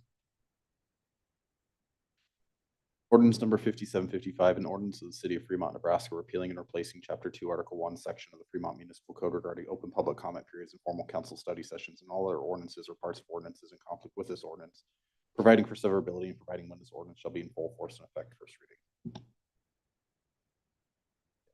Thank you.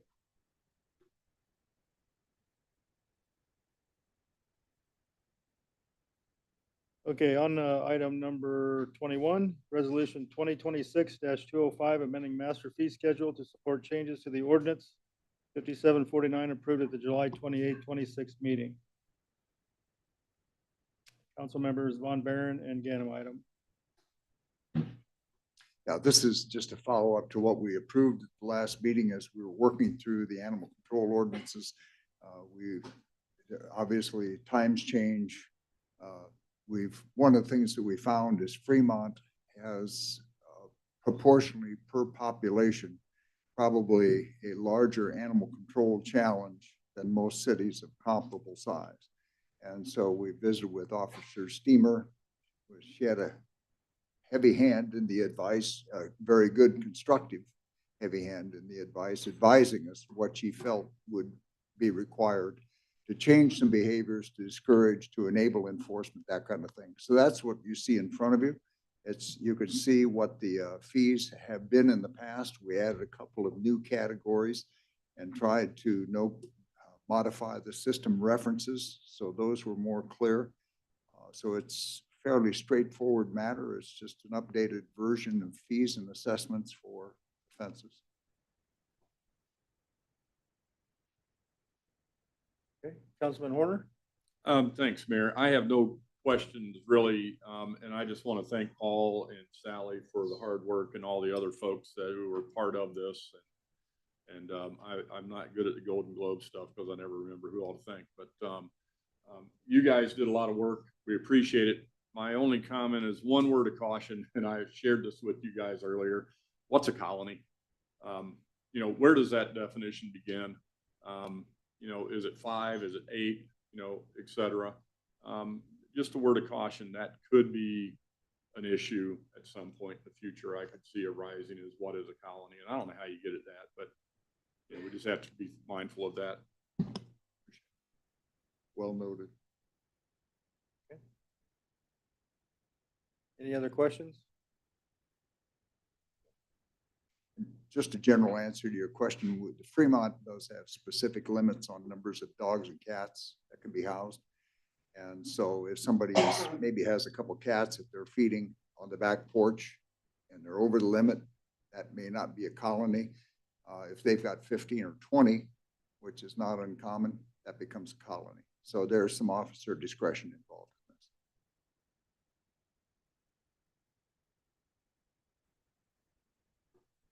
this. I'll take comments from the public.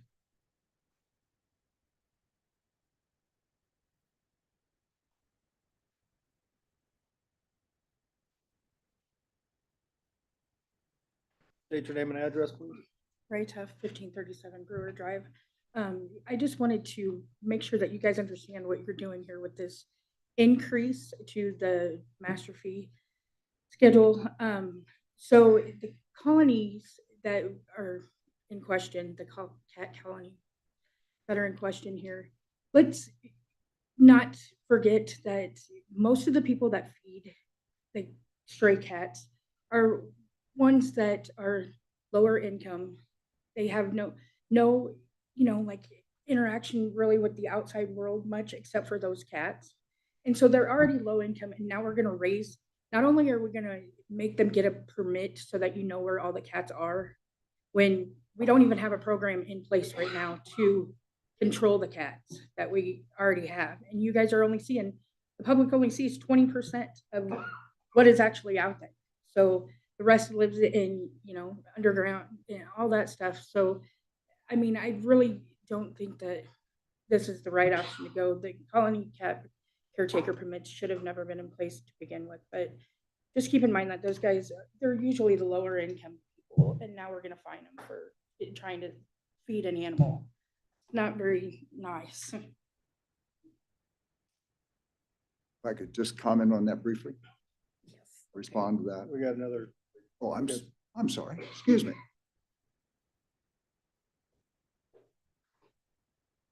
Haven't been here for a couple of years, might as well make it good. I'm Susan Jacobus, 1805 North D Street here in Fremont. Somebody please correct me after I'm finished or whoever wants to speak after, but there's no fee attached to that. Some of us have been part of the spay and neuter release program and have ear-tipped cats. And I can't control the raccoon that comes and sleeps underneath the porch or the possums that kind of hibernate underneath the other porch in somewhat of a heated box. But a colony is permitted, and all the person has to do is go get the permit. According to what was printed in the agenda tonight, I'm not aware that there's any charge. But again, please correct me if I'm wrong. Thank you.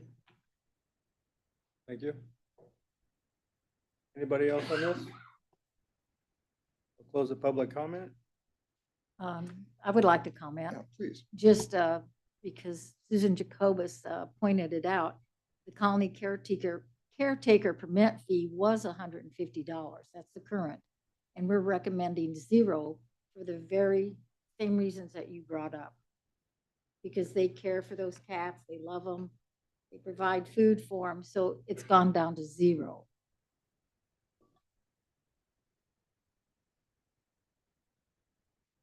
Paul, did you have a comment?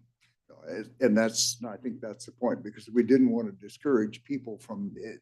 The only penalty now will be if that becomes a nuisance. The first time it becomes a nuisance, then they do issue a permit, and then it goes from there. So that's, Councilwoman Ganem is exactly right. The other thing is, we noticed last year we brought a discussion item regarding feral cat control. And it is a problem in some areas of Fremont.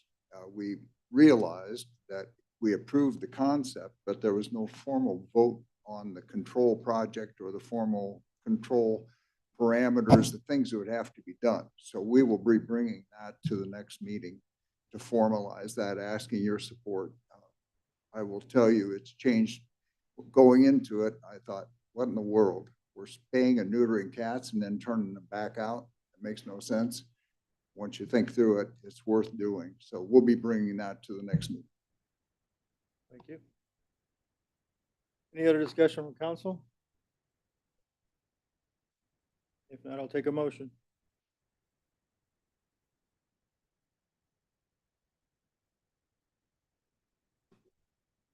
Councilman Vaughn. I'll make the motion to approve. Councilman Horner. I'll second.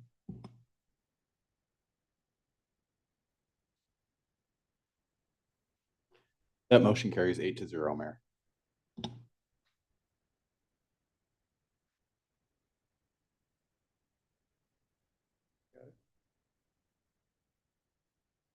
All right, thank you. Item number 22, ordinance 5756, amending the food and beverage occupation tax, first reading. Staff? Good evening, Mr. Mayor, members of council, Jody Sanders, City Administrator. What you have before you is the first reading of an ordinance that would amend the food and beverage occupation tax rate. Previously, it had been, when this was first passed in 2015, the rate was 1.75, and that was established so that we would not go over the $700,000 limit that had been placed by the legislature. Since that time, we've had to bring back to council requests to reduce it to stay underneath the 700,000 limit. In 2025, as part of kind of an omnibus bill, there was a section that took out the lid of $700,000 on new occupation taxes. And so without that lid in place, the city could choose to raise the rate back closer to where it was originally. Most communities that have this are at least at a 1.5. If Omaha is actually at a 2.5 tax rate.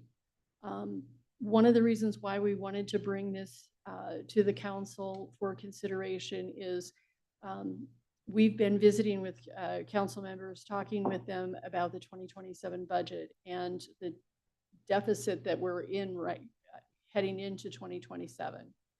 And we recognize that it's not fair to put the complete burden of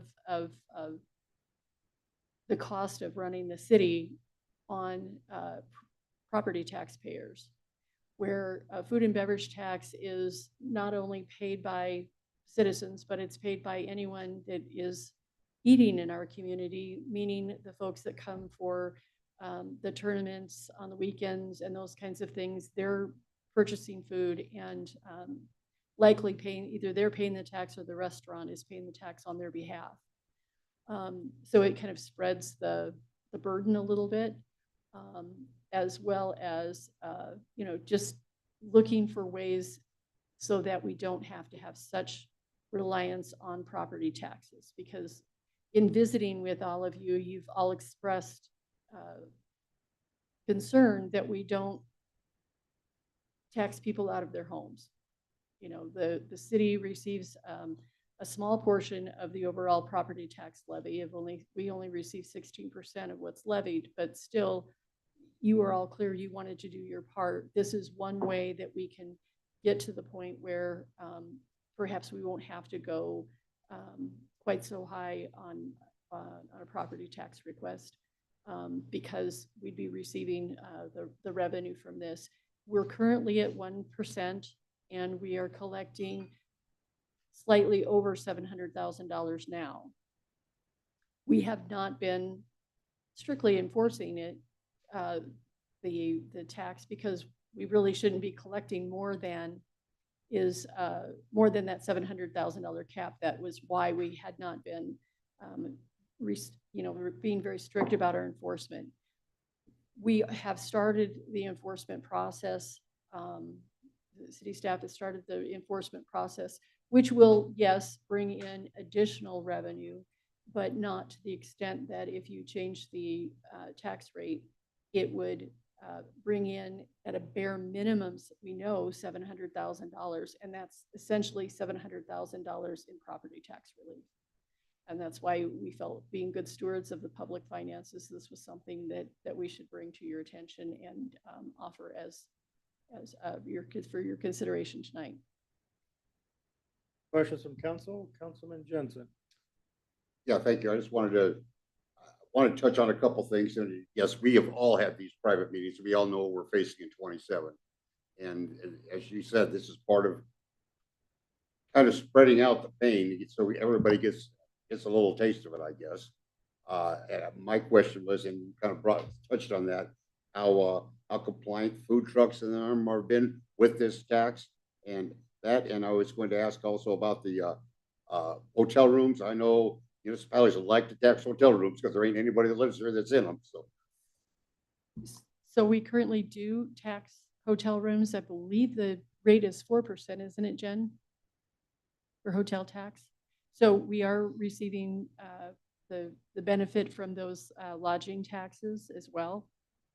And one of the ways that we're bringing enforcement action is simply by having a kind of a cross-matching what we have for mobile food vendors versus who's paying the tax, because the mobile food vendors are subject to the tax as well. So that's one of the ways that we're reaching out to folks and saying, maybe you're not aware, but you need to be collecting and remitting this occupation tax. Councilman Marsh. So what you're saying is there's restaurants out there probably that are collecting it but not paying in, right? Unfortunately, that's a possibility. We would, if anybody has that suspicion, certainly please do let us know. I think that as staff, I'm certainly paying much more attention to the receipt that I get. One thing to note, the sales tax currently is at, should show up on your receipt as 7%. That's 5.5% to the state and 1.5% to the city. And then the occupation tax of 1%, or, if this is passed, then it would be 2%. But there's also the enhanced employment tax that's on at the mall. But that only applies to prepared food, right? Yes, as well. So that's where, are you sure? Come on up, Jen. Hey, Jen, why don't you come on up? Thank you, Jen. Jen Nebb, Finance Director.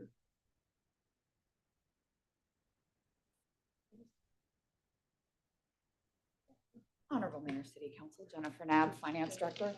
So the mall occupation tax is for the businesses out at the mall, and it's on the Dunham receipts. It's on Shoe Sensation. It's on also prepared foods, but there are some items excluded. So it's not at the gas station. It's not on groceries.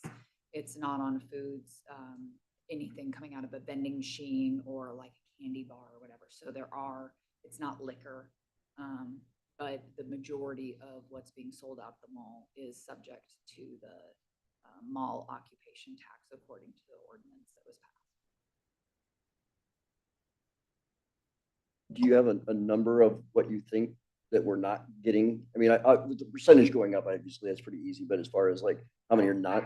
Number of, as far as dollars, but we did compare restaurant licenses with who's paying food and beverage, and I've got 17 businesses that are behind or not paying, and then we've also got a number of mobile food vendors as well. So we'll be, we still need to reach out and but there's some Untapped revenue. Yeah, thank you. Councilman Horner. Thanks, Mayor. We talked already a little bit about this, and the one thing that I would say is that if there are folks collecting tax and not turning it in, we have to address that obviously pretty swiftly and pretty decisively is what I would hope. Thank you. Anybody else? Okay. Take comment from public?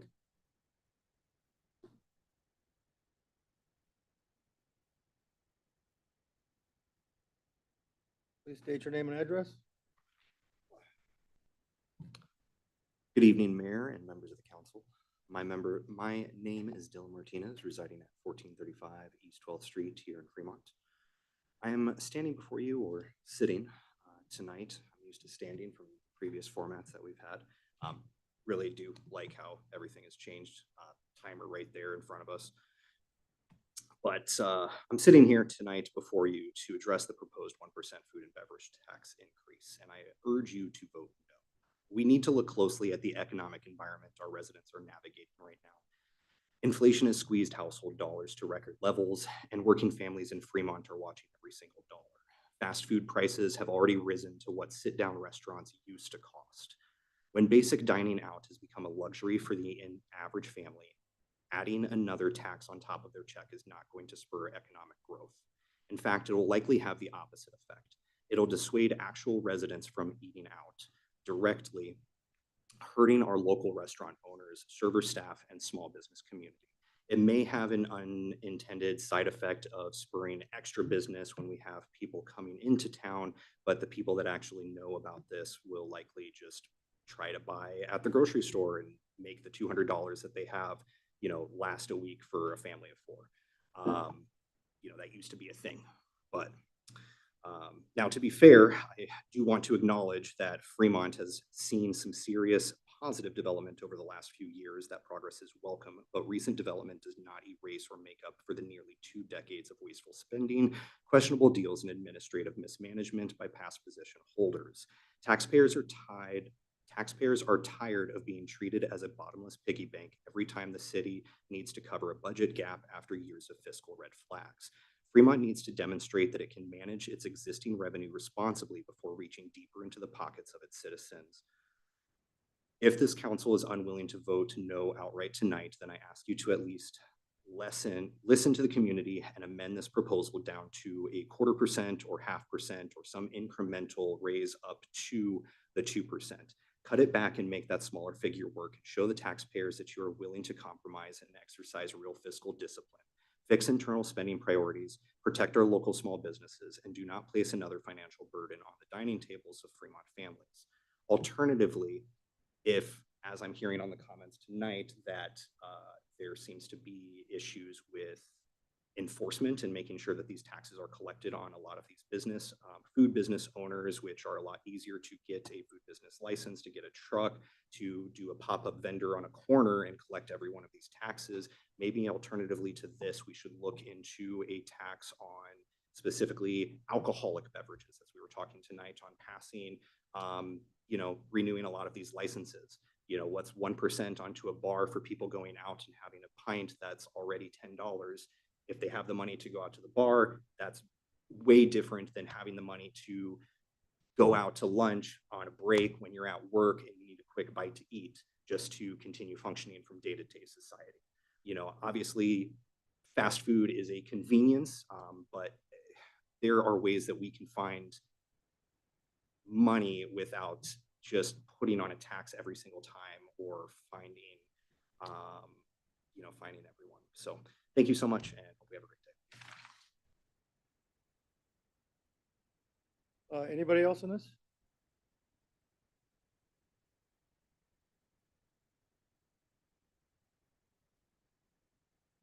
Gary Delaney, 2940 Laverna Street.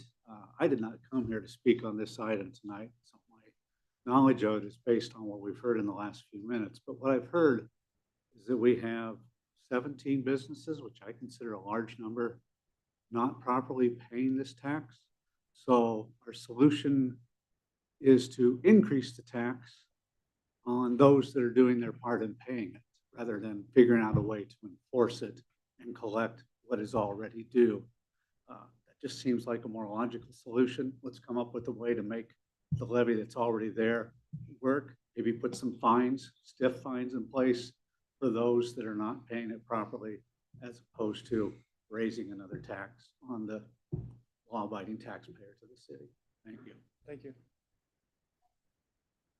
Bond. If Anybody else? Seeing that, I'll close public comment. So just a couple of clarifications. First of all, as a reminder, we were unable to enforce compliance because what we were collecting was already up against the cap. So now that that has been removed, we are moving swiftly to enforce. The budget deficit is very clearly in my mind as finance director, not because of overspending or misspending. It is very, very simply, we are required to do comparables. For our public safety, as an example, we also looked at market rates as far as what it costs to pay our police and fire as we're competing with Omaha and Lincoln. Those salary increases were millions of dollars. In addition, unfunded retirement mandates from the state. Our police has a match on the retirement of 9%. On fire, that this last year was 14%. That is going to 15% match October 1st. Now remember, fire doesn't get Social Security, so you've got 6.5 there that others get, but that's still an additional 9%. And in addition, our insurance costs went up about 30% last year. And from IT costs or cyber and other things, it's these costs that have gone up. And that's really not decisions you have made. It's not, it's comparables, it's state unfunded items, it is market rates on insurance. And that's, having costs go up millions of dollars where our property tax goes up by $600K, it creates a gap. And this is a good way to fill it. People do have a choice whether they eat out or not.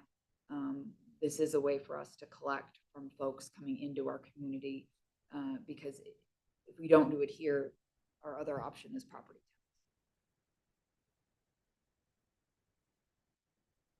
Councilman Horner?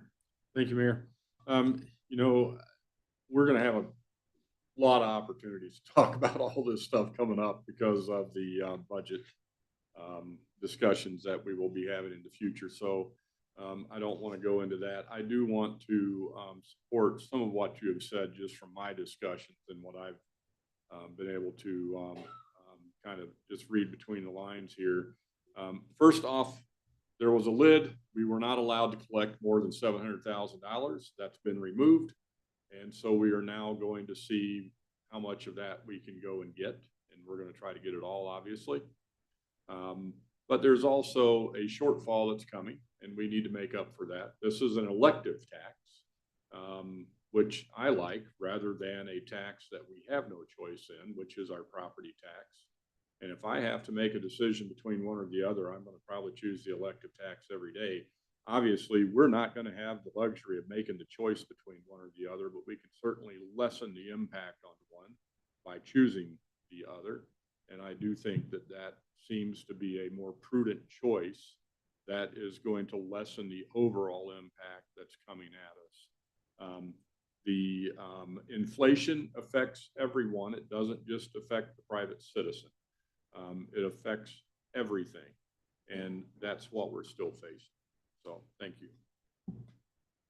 Councilwoman Ganem? Well spoken. And I will just ask a question because this is one of the first times publicly we've been addressing actually the upcoming budget and saying we are going to experience a shortfall. Can you give me a time frame when we'll start being able to present some of the same information to public? Yeah, so August 20th, we get the valuation from the county assessor. And we also find out what the growth is. And as a reminder, if we've got 10 houses in town and we built 2 new houses, it's those 2 new houses that are the growth, not any valuation increases on the existing houses. So we'll get that information. We have gotten from the state already that the inflation factor that when they changed the laws on property tax as an example, because I'm assuming that's really what you're asking about, is 5.26%. So we then need the growth percentage so that we can calculate. And the new rules in the past, for example, if the overall valuation of the city went up 20%, council could choose, as long as we didn't go above 45 cents, you could take it. The new rules say it is last year's property tax, and you can only increase it by the growth, and then inflation. You can't take the extra valuation increases on people's homes that are existing. And so we'll be calculating that this year once we get that valuation number. And then we'll hopefully be able to present it just as soon as possible after that the next week. I like the old way better, but thank you for explaining that. Councilman Vaughn? Just a point of clarification, if I could, this does include not only food services, but drinking places. It's all inclusive, It's correct? food and beverage. Thank you. Any other questions from council? If not, I'll take a motion. Councilman Horner? I'll make the motion to approve the first reading of ordinance 5756, amending the food and beverage occupation tax. Councilman Jensen? And I will second.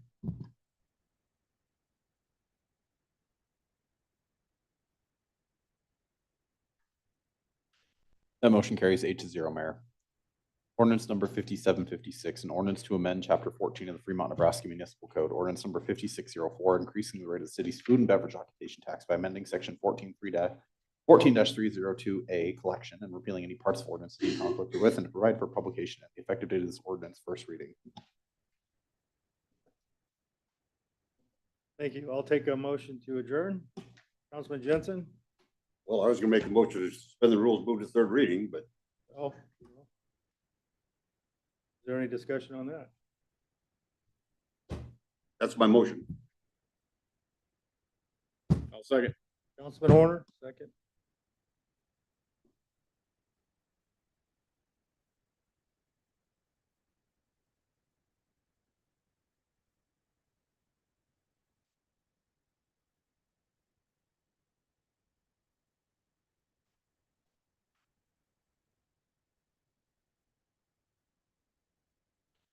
That motion carries 8-0, Mayor. Ordinance number 5756, an ordinance to amend chapter 14 of the Fremont, Nebraska Municipal Code. Ordinance number 5604, increasing the rate of the city's food and beverage occupation tax by amending section 14-302A collection and repealing any parts of ordinances in conflict with, and to provide for publication of the effective date of this ordinance final reading. Cast your final vote.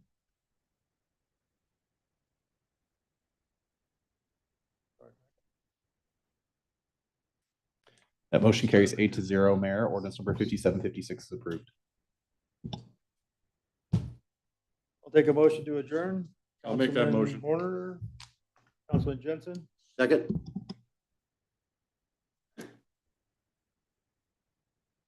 That motion carries 8-0, Mayor. We're adjourned.